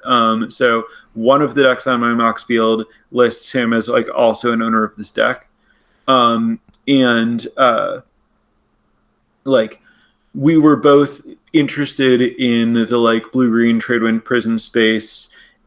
He was a lot more into like Quarian Ranger than I was. And we've been kind of like building and iterating on that idea together. So like there are times when I work with someone, but also I think that you're pointing to something real where like, you know, in like going back to like when I'm like building decks for Pro Tours, like I'd be like working with a team and you know, having conversations about like, okay, which of these cards like seem to be bad to you, and like you know, getting feedback, but mostly I'm just like playing games with people and processing which cards are and aren't working for me by myself, and like building structures of like which like clusters and interactions I'm interested in and stuff. And like for the most part, it's like, okay, I see where this isn't working. I need to go back to the lab. And usually other people are not able to be very helpful there. Like, they're just like, this isn't working. It seems bad. And I'm like, let me cook. I'll be back in 20 minutes. I mean, I sympathize with this because all of my close friends that I love playing pre-modern with, like, we could never build a deck together. I had a Discord where I was just like, this is what we're going to do. We're going to collaborate and we're just going to like be building. Well, it was mostly supposed to be like a, like, hey, can you test type server? But I also had this idea of just like, oh, like I really want to like have that team feel and have that like be able to come up with team decks and be able to say that we had, you know, Illuminati Burn and we had like whatever. And then what ended up happening is that literally nobody can agree on everything ends up getting called Lanny Burn, Lanny Rock. Well, yeah, because I'm playing them, right? Like Lanny Best Attack, like the second most painful Spike Colony tirade is just Mike and I arguing over whose unplayable intuition deck is better, because like we literally just can't even come close to so that podcast happened, and then the next podcast was the one where it was like the 3 hours about Tempting Worm or whatever. Yeah. And the first comments that I saw about like that being unlistenable or whatever, I thought were about the previous podcast because the same thing could be said. Yes. And I listened to like the one before the Tempting Worm one, and I was like, okay, this is the first time I've felt the thing that Mano was saying about like, there's just like, who wants to listen to this? This is pointless. Like, can we move on? And it only lasted about 30 minutes. Right. And so the only episode of Spike Colony that I haven't listened to is the Tempting Worm one, because I'm just like, look, if you're saying that it's worse than the previous one, I can't do it. Yeah, it's gonna be that, but just like 3 hours long and like even more incendiary and ridiculous. Right. And also I just know that I'm not that interested in Tempting Worm. I understand the you're on top of it. If your goal is not exploitable, that is not Tempting Worm. Okay, well we got the official Sam verdict on that, but you can have hidden gibbons. You can have hidden gibbons almost everywhere you play Tempting Worm, except against Burn, for the most part.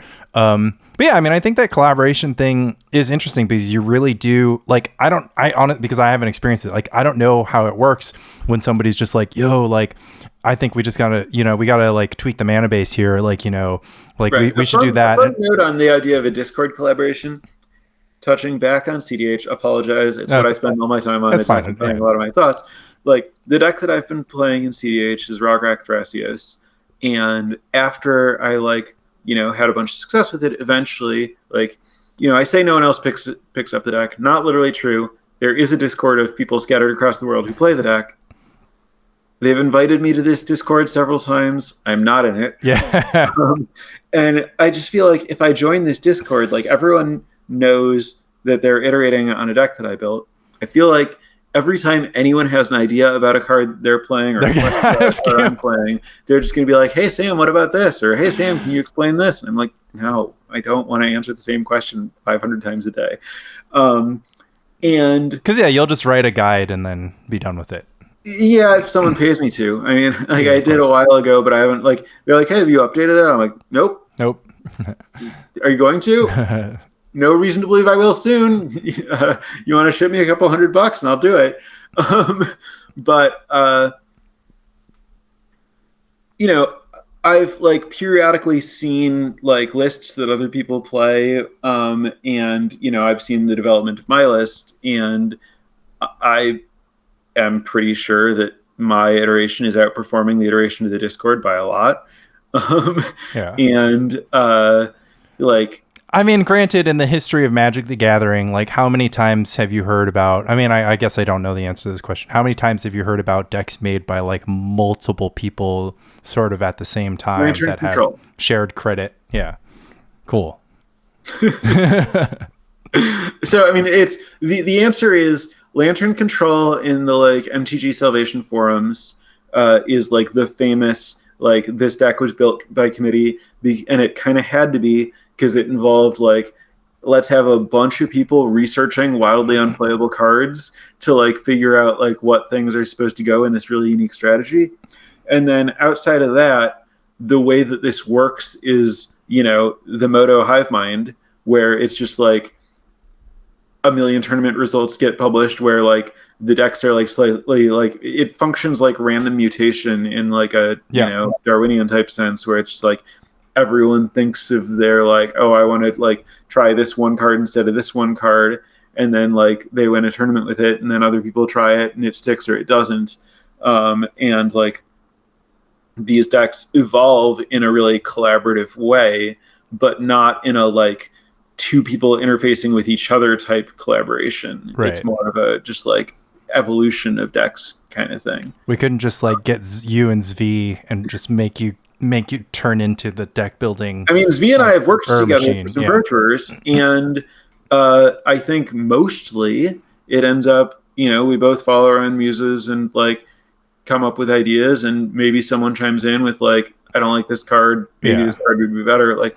But it's never been just like, oh my God, I got this perfect chocolate making machine, and then you're just like, I got the peanut butter machine right here. It's like, what if if we take 35 cards from your deck and 40 cards from mine?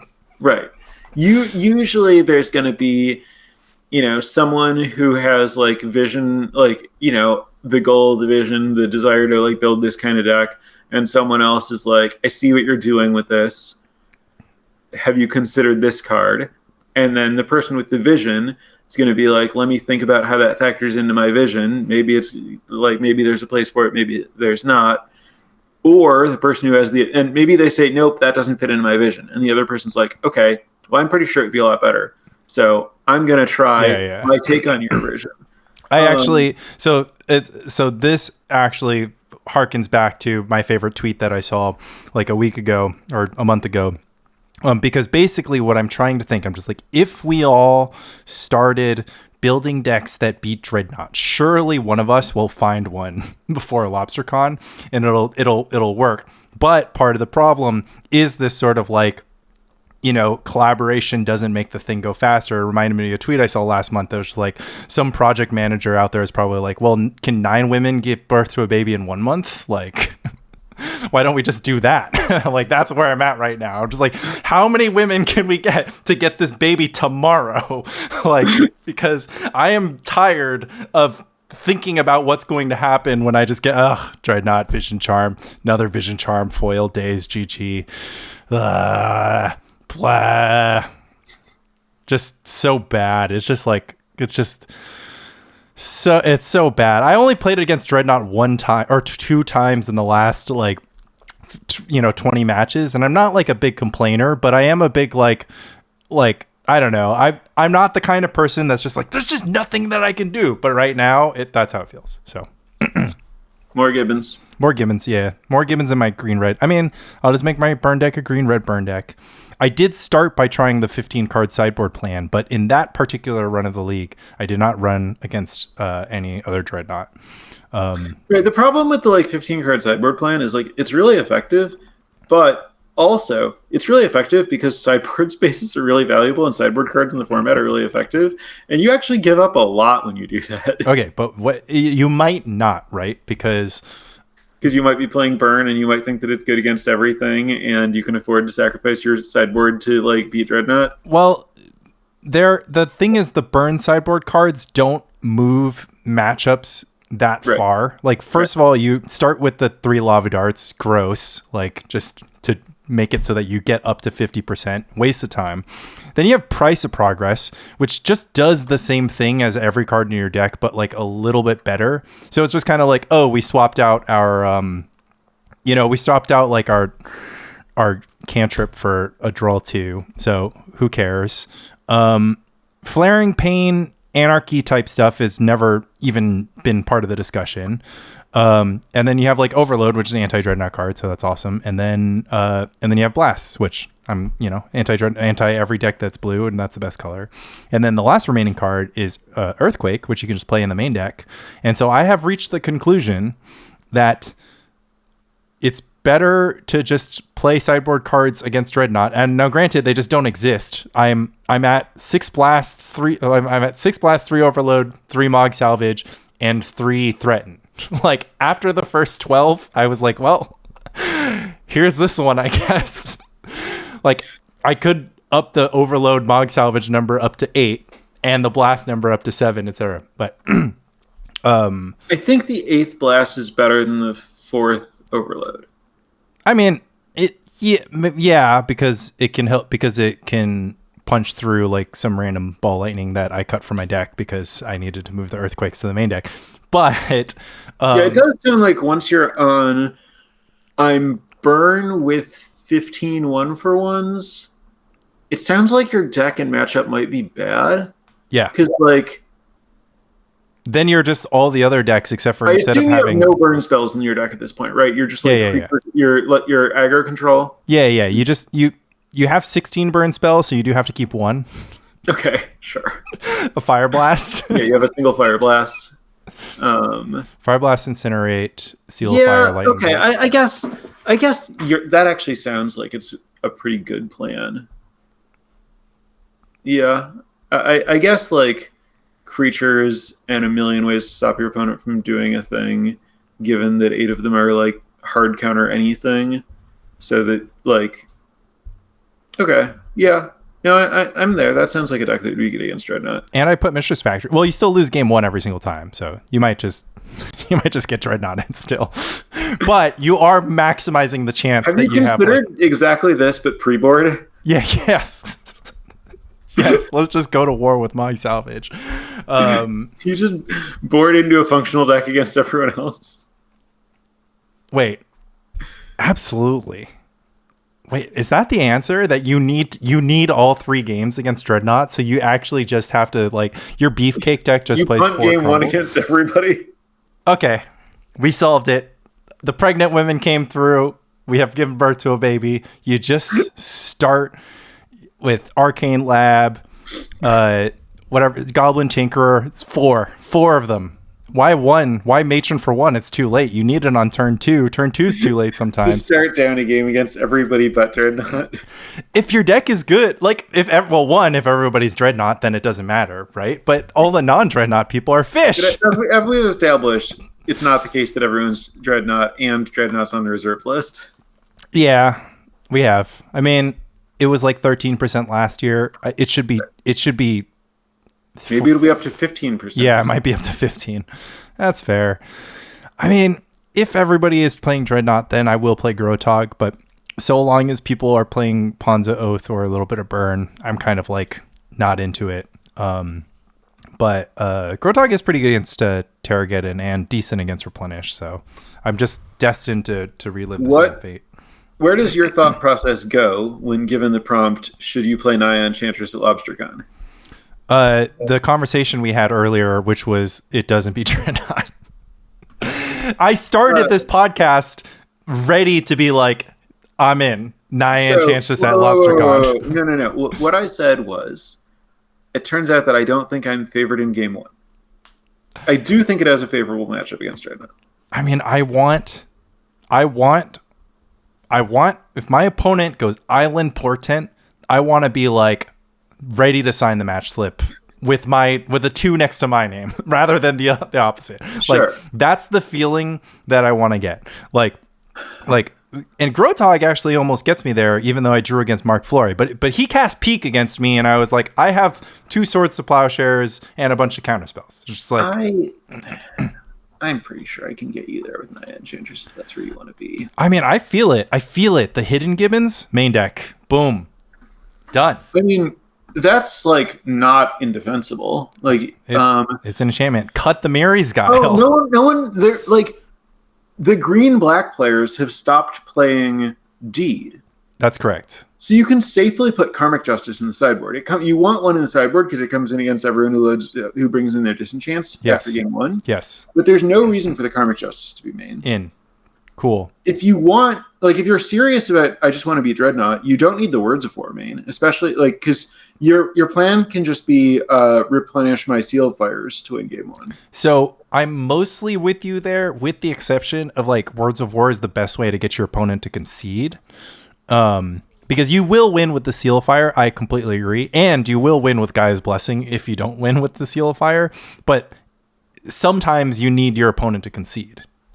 I don't think that that's very true, but that's fine. I'll try. I mean, it's a Magic Online thing too. Right. I almost cut the Words of War, and then I get like played against Pit Rack, and I just like played Words of War, and then I could kill all their stupid Scourge Familiars and Plague Spitters, and like I won because they couldn't beat Words of War just like in fair mode, and like. The Words of War has like done barely enough to like stay in the deck, but if you're trying to make room for a Gibbons, the Words of War could be trimmed. Karmic Justice can go for sure. You can't cut Solitary. I don't think you can cut any Seals. I don't think you should cut Sterling Grove, but I could imagine going to 3, but it sounds wrong. You obviously can't cut Enchantress or Presence. I don't think you should cut a Swords. I don't think 2 Blessings is acceptable, but obviously I'm the only person in the world who thinks that. I'm willing, well, Riche, but I'm willing to play, where are we at? 2 Gibbons right now? Karmic Justice and... Words of War? Okay, so you are willing to cut the words. Yeah, I'll go back on that. If we can't find any space. Okay, that's the next one. 2 Gibbons main. So now we've cut 2 3-drops for 2 1-drops. Let's cut a land. I'm right there with you. You can cut 1 land. 3 Gibbons. And then, like, yeah, that's 3 Gibbons main. That's enough that I feel pretty good about. Like, if we just turned... And, like, Karmic Justice and Words of War are clearly the worst cards against, like, Dreadnought anyway. Like, okay. They're both literal blanks. I'm super in. So if you cut those 2 and optionally a land, and you move, I wanted the Firestorm, the second Firestorm in the sideboard, because it was just really, really, really, really good, and I think yeah. So I have been like like my sideboard is 1.5 Firestorms, 1.5 Pyroclasms. Okay. Or sorry, 1.5 Pyroblasts. Right. Like. Well, so we moved 3 Gibbons to the main, so we're playing 2 and 2. Well, no. Remember that, like, at least the Karmic Justice absolutely has to be in the sideboard. Right. So we moved 2 Gibbons to the main, so we can go 2 and 2. The other thing is, like, you can just give up on Saba's Web in the sideboard. Also, yes. Okay, I'm in. Okay, it's done. We gave birth to 2 babies. I lied. 9 women can give birth to 1 baby in 1 month. Like, we can do this. Yeah, so you can cut the 2 Saba's Webs, and then that can give you access to, like, extra, like, you know, you get all the cards that you want. You get, like, some extra blasts, so, like the Firestorm, your Gibbons are in the main. Like, I think that tweak gives you, like, a definitively great Dreadnought matchup at the cost of Sabo's Web in the board, basically. Right. Like, I don't think that you like meaningfully hurt. Like, I'm pretty much down for Karmic Justice as a sideboard card at this point, thinking about the evolution of Deed in the format. And do you need to run any Phyrexian Furnace situation? What's our I have 2 Tormod scripts in the sideboard. Yeah. You can have 2 or 3 graveyard hate cards. They can be any combination of Phyrexian Furnace and Tormod script. Okay. And we feel fine with burn with where we're at. Fine enough. Yes, and cutting Karmic Justice and Words of War for Hidden Gibbons meaningfully improves your burn matchup. Yeah, actually, I completely feel that, and I kind of still love your deck against burn just because it contains Seal of Fire, which is like the best card against burn ever. So, yeah, Seal of Fire is fantastic against them, and like the Gibbons, like Gibbons Plowshare thing. Like, we're literally just pre-boarding against Dreadnought and burn at the same time, except we don't get to accept the Warmth and Cop Red. Yeah, continue to be sideboard cards. Well, we're gonna catch Tide with this, and then.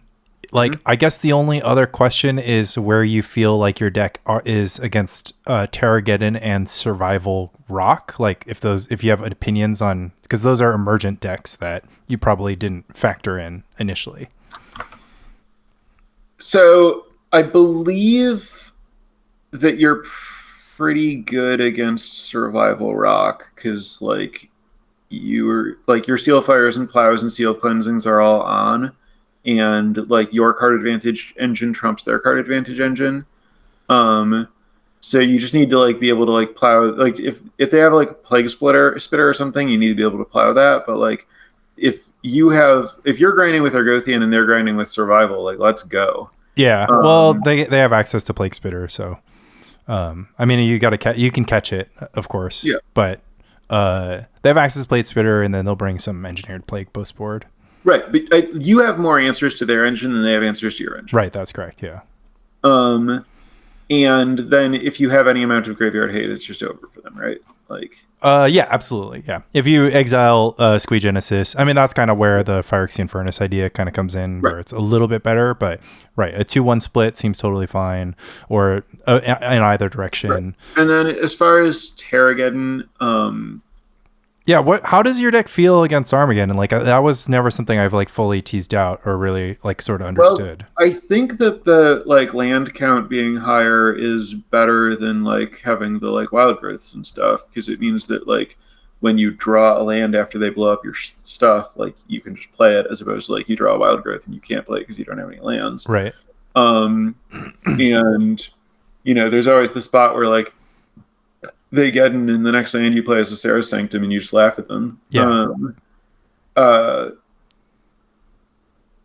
I think. I mean, like, so their deck. Well, I guess you're good insofar as you have guys blessing plowshares so you can conceivably kill everything. Right, and you have Seal of Fire for their Weathered Wayfarer, which is huge. Right, and then are you worried? Like, have you ever felt like your deck is? Oh, and then, I mean, so this is a spot where, like, I think that, you know, this is where we're kind of punting by cutting the Sabo's Webs, right? Like, if we have Sabo's Webs, we're beating all the Terravor decks. But if you, like, cut your Sabo's Webs, then your Terravor matchups become, like, interesting. Like, yeah, because they are more of a Rishadan port deck these days, too, and that's somewhat of an annoying card. Yeah, I think if you play, you know, like, I have not done enough focus testing against any of the like Terravor like mana denial decks to know like what is your like equity with 0, 1, 2, 3, 4 Sabo's Webs. Right. It's clear to me that with 4 you have a great matchup. Right. I don't know how your matchup is with 0. Yeah. I guess you're better against Meddling Mage because you have Seal of Fire. Yeah. And the other card I want to ask about is how you feel against Call of the Herd. I mean, I care about Meddling Mage is decent against me, but it's not problematic for the most part. Call of the Herd is like, you know, it by the time Call of the Herd is meaningfully pressuring your life total, you can establish Solitary if that's what you need to be doing. Okay. Oh yeah. Solitary, Grove. Okay, I'm in. That's where I started. I was just like, I need to, because I was just like, nobody plays this deck. I actually think like I played the deck. I only lost to blue-green enchantress. I felt like what you described. Like I went 2-1 against decks that were tricky. Like goblins was tricky, like, you know, but I firestormed them. Elves was tricky, but I firestormed them. And like the elves line was sweet too, because they were like getting ready to hunting pack, and so like I firestormed 3 guys in response to an untap, and that was the game. And so yeah, firestorm, very high on firestorm. And yeah, Firestorm is really good in those matchups. Yeah, it also did seem to be like the thing, like the most effective thing. Like I guess my only worry is like if you have to firestorm in a hurry and you're actually discarding like cards that you want to have in your hand. But I guess we'll cross that bridge when we get to it. And yeah, okay, I'm sold. Naya Enchantress, anti-dreadnought mode, 3 Gibbons main. Just need to make sure Mike orders those Miri Guiles for me.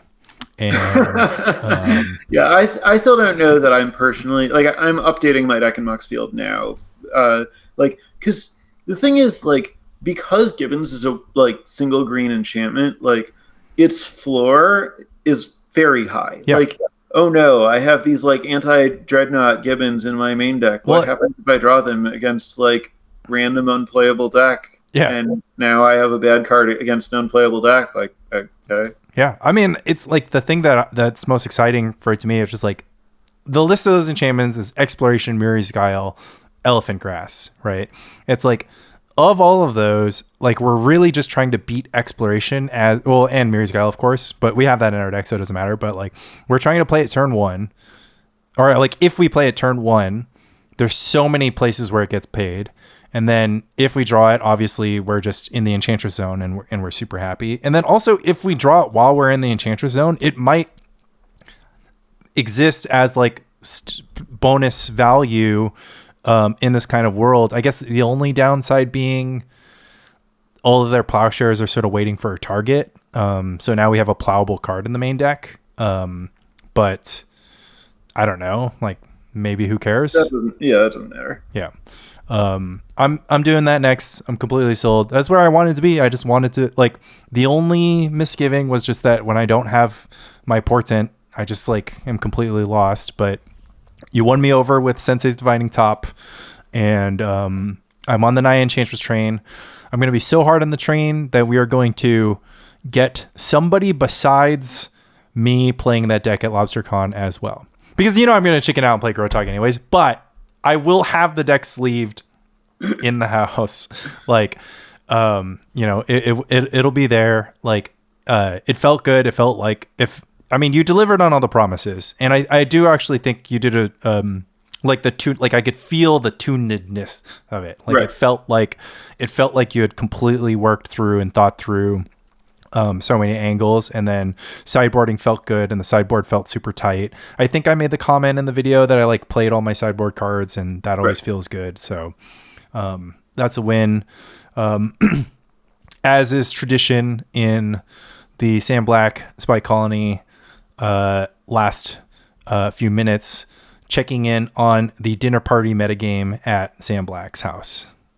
The metagame is strong. My most recent offering, I made 3 different pizzas.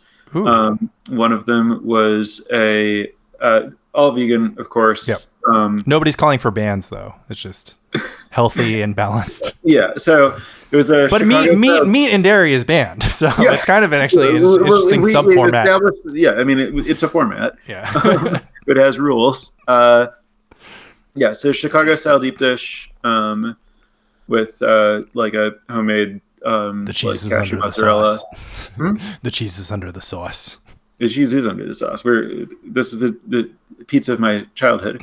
It was a spinach, mushroom, garlic, mozzarella. The tomatoes. The sauce is just like a can of crushed tomatoes. Strain out the juice. Strain crushed tomatoes and then mix with olive oil and like just Italian seasoning mix. What's the move for getting the oven, like cooking in the oven?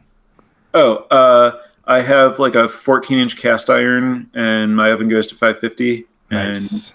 And so I just put the 14-inch cast iron in the oven at 550. But you made 3 pizzas, you said. Yep. Do you just do it 3 times? No, I did 3 racks. Okay. I have a pizza steel, but I don't have like a pizza peel. Yeah. Well, but Chicago, you have to make in a tray, right? Yeah. So I have found that if I do like the cast iron on the preheated steel, it gets the bottom darker than I want. So I do that not on the steel. I do that just on a middle rack. Right. And then I was doing 2 pizzas on like, those like thin pizza trays, like circle cookie sheet type thing, some holes in the bottom. And with those 2, I was alternating which one was on the steel. Okay. Yeah. So one of those was a loaded potato pizza. So like a homemade vegan sour cream, potato wedges, like seasoned roasted potato wedges, broccoli, imitation bacon bits, and disastrously, I just like forgot to put the like vegan cheddar that I was planning to put on it.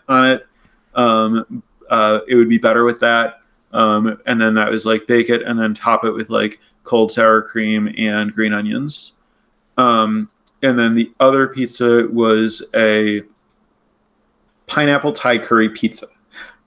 So that one, I just made a pretty basic Thai curry. So like red curry paste, garlic, ginger, cabbage, red peppers, tofu, coconut milk. I used like half the amount of coconut milk that I would usually use because I was gonna just have to strain it otherwise because I don't want the piece to be wet. I was mostly hoping for the cabbage to like carry the like curry that I want. And that was just like dough, top with the curry, no other sauce or toppings or anything. Just like the curry is the thing. That one I think would have been better if I did just like toss the I broke rather than cut the tofu, tossed it with cornstarch, and baked it for a while before putting it in the curry.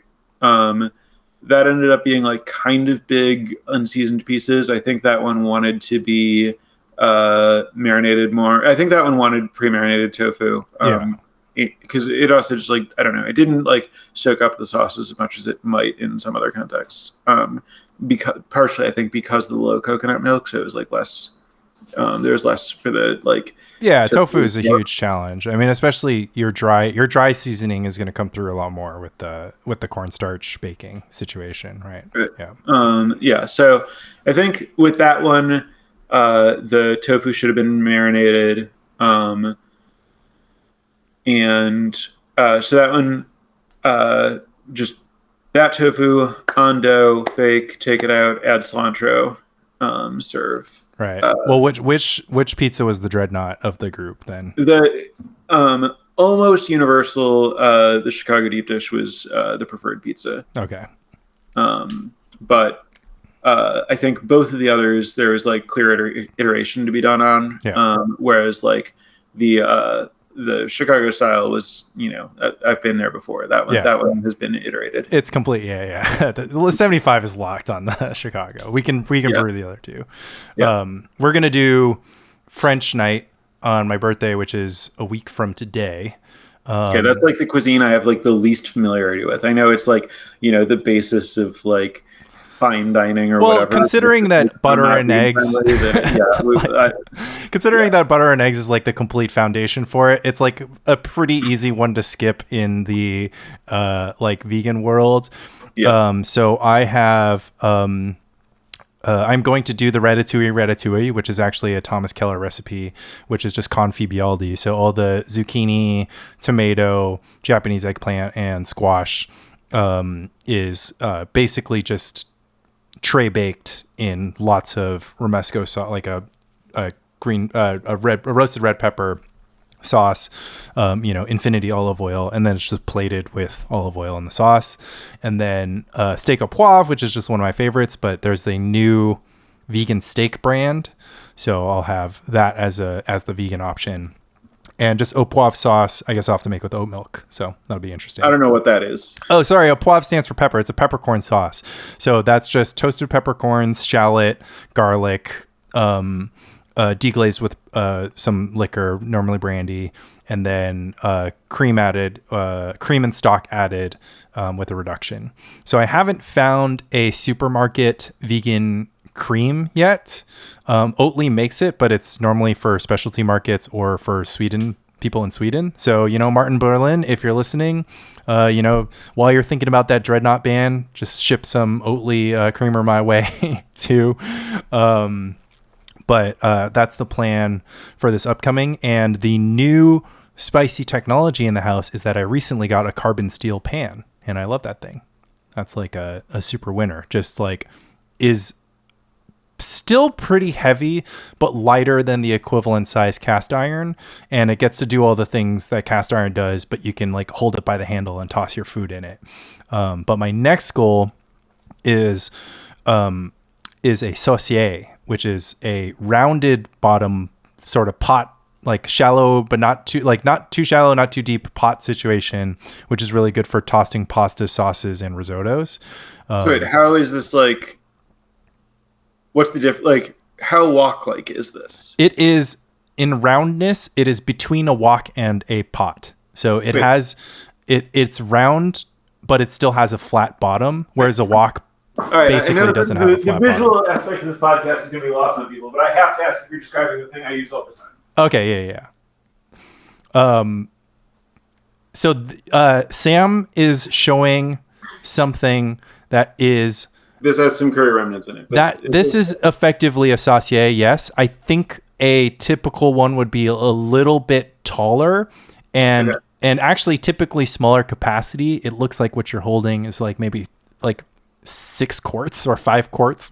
And I think they're normally like 3 or 4 quarts. But I want a big one because a nice round thing. This is like the primary thing that I cook in. I love this. Yeah, it's basically like a wok that has a flatter bottom and like taller sides to a certain extent. And yeah, it's just perfect because you can throw your food, and like I make like giant quantities of pasta, but I use a flat sided saute pan. And so something like I can't move the pasta without a spatula, and I don't get stuck in the corner. Yeah, stuff gets stuck. Like you can't move the stuff in the corner, and it just doesn't. You just can't toss it with your hands. And like so the saucier is the dream. It looks like you got one, although it looked like that was anodized aluminum by the looks of it. So I'm kind of like a stainless fan. What is the downside of anodized aluminum for you? There typically isn't one. Like I assume like it's just like kind of durability, or maybe like how high you can blast.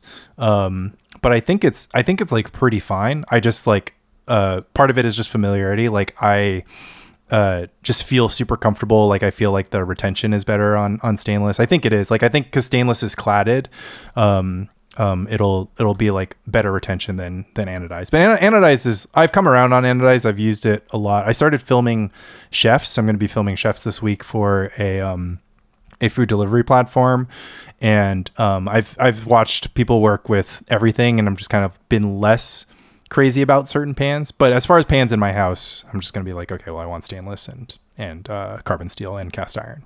And cast iron's out because I love carbon steel so much. So all right, maybe I should get a carbon steel something. But yeah, I've loved that anodized thing. It's like it's nonstick is like unreal. It's so easy to clean. Yeah, I mean, if it works, I think the carbon steel thing is it is a pan that needs to be seasoned, and that is kind of a downside.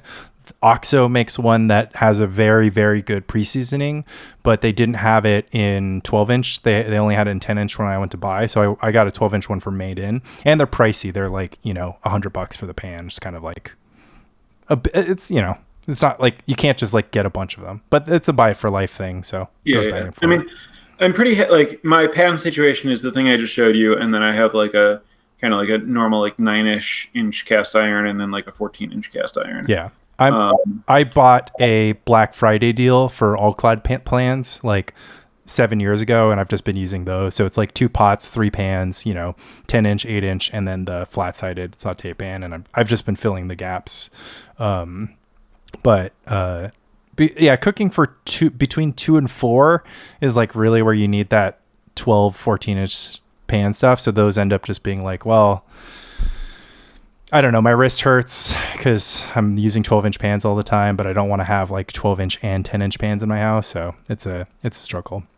And I have loaded up on sheet trays and vintage Pyrex. So Pyrex bowls from the thrift store have like filled my cabinets up so that I can like put things in things while I'm cooking a lot better. Yeah, I was actually just talking to Lex about like maybe I should be like upgrading all of my like random like like plastic storage and stuff to just like get some Pyrex and get rid of all the other stuff. So the thrift store Pyrex is extremely cheap and is the same stuff. So that's like I was like, I have a set that's just like, whatever, one to like 8 quart Pyrex bowls, and they all nest into each other.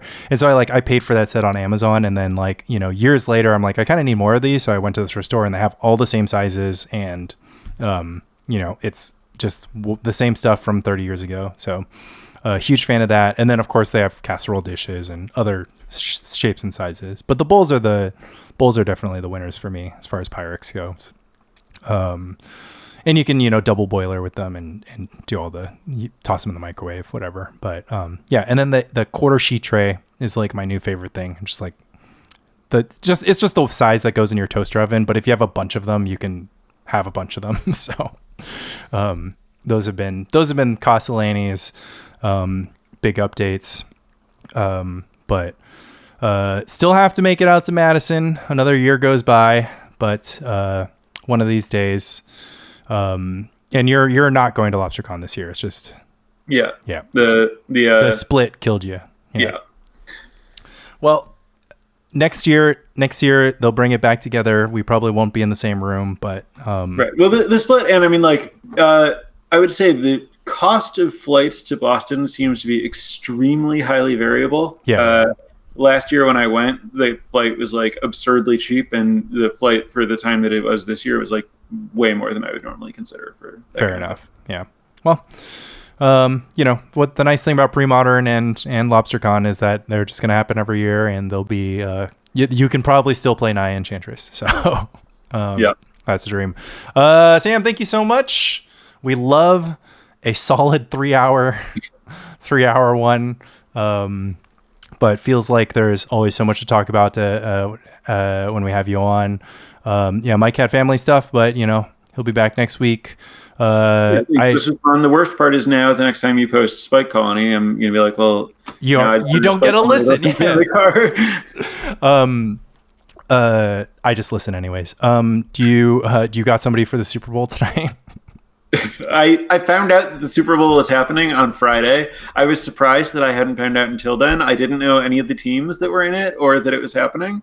But I was updated at dinner on Friday. All right. Yeah. I mean, at the risk of like, there's only one fan base of the two that will just like literally murder you. So you should just root for them. So you can. Okay. Or I could just not reveal my preferences. That's fair.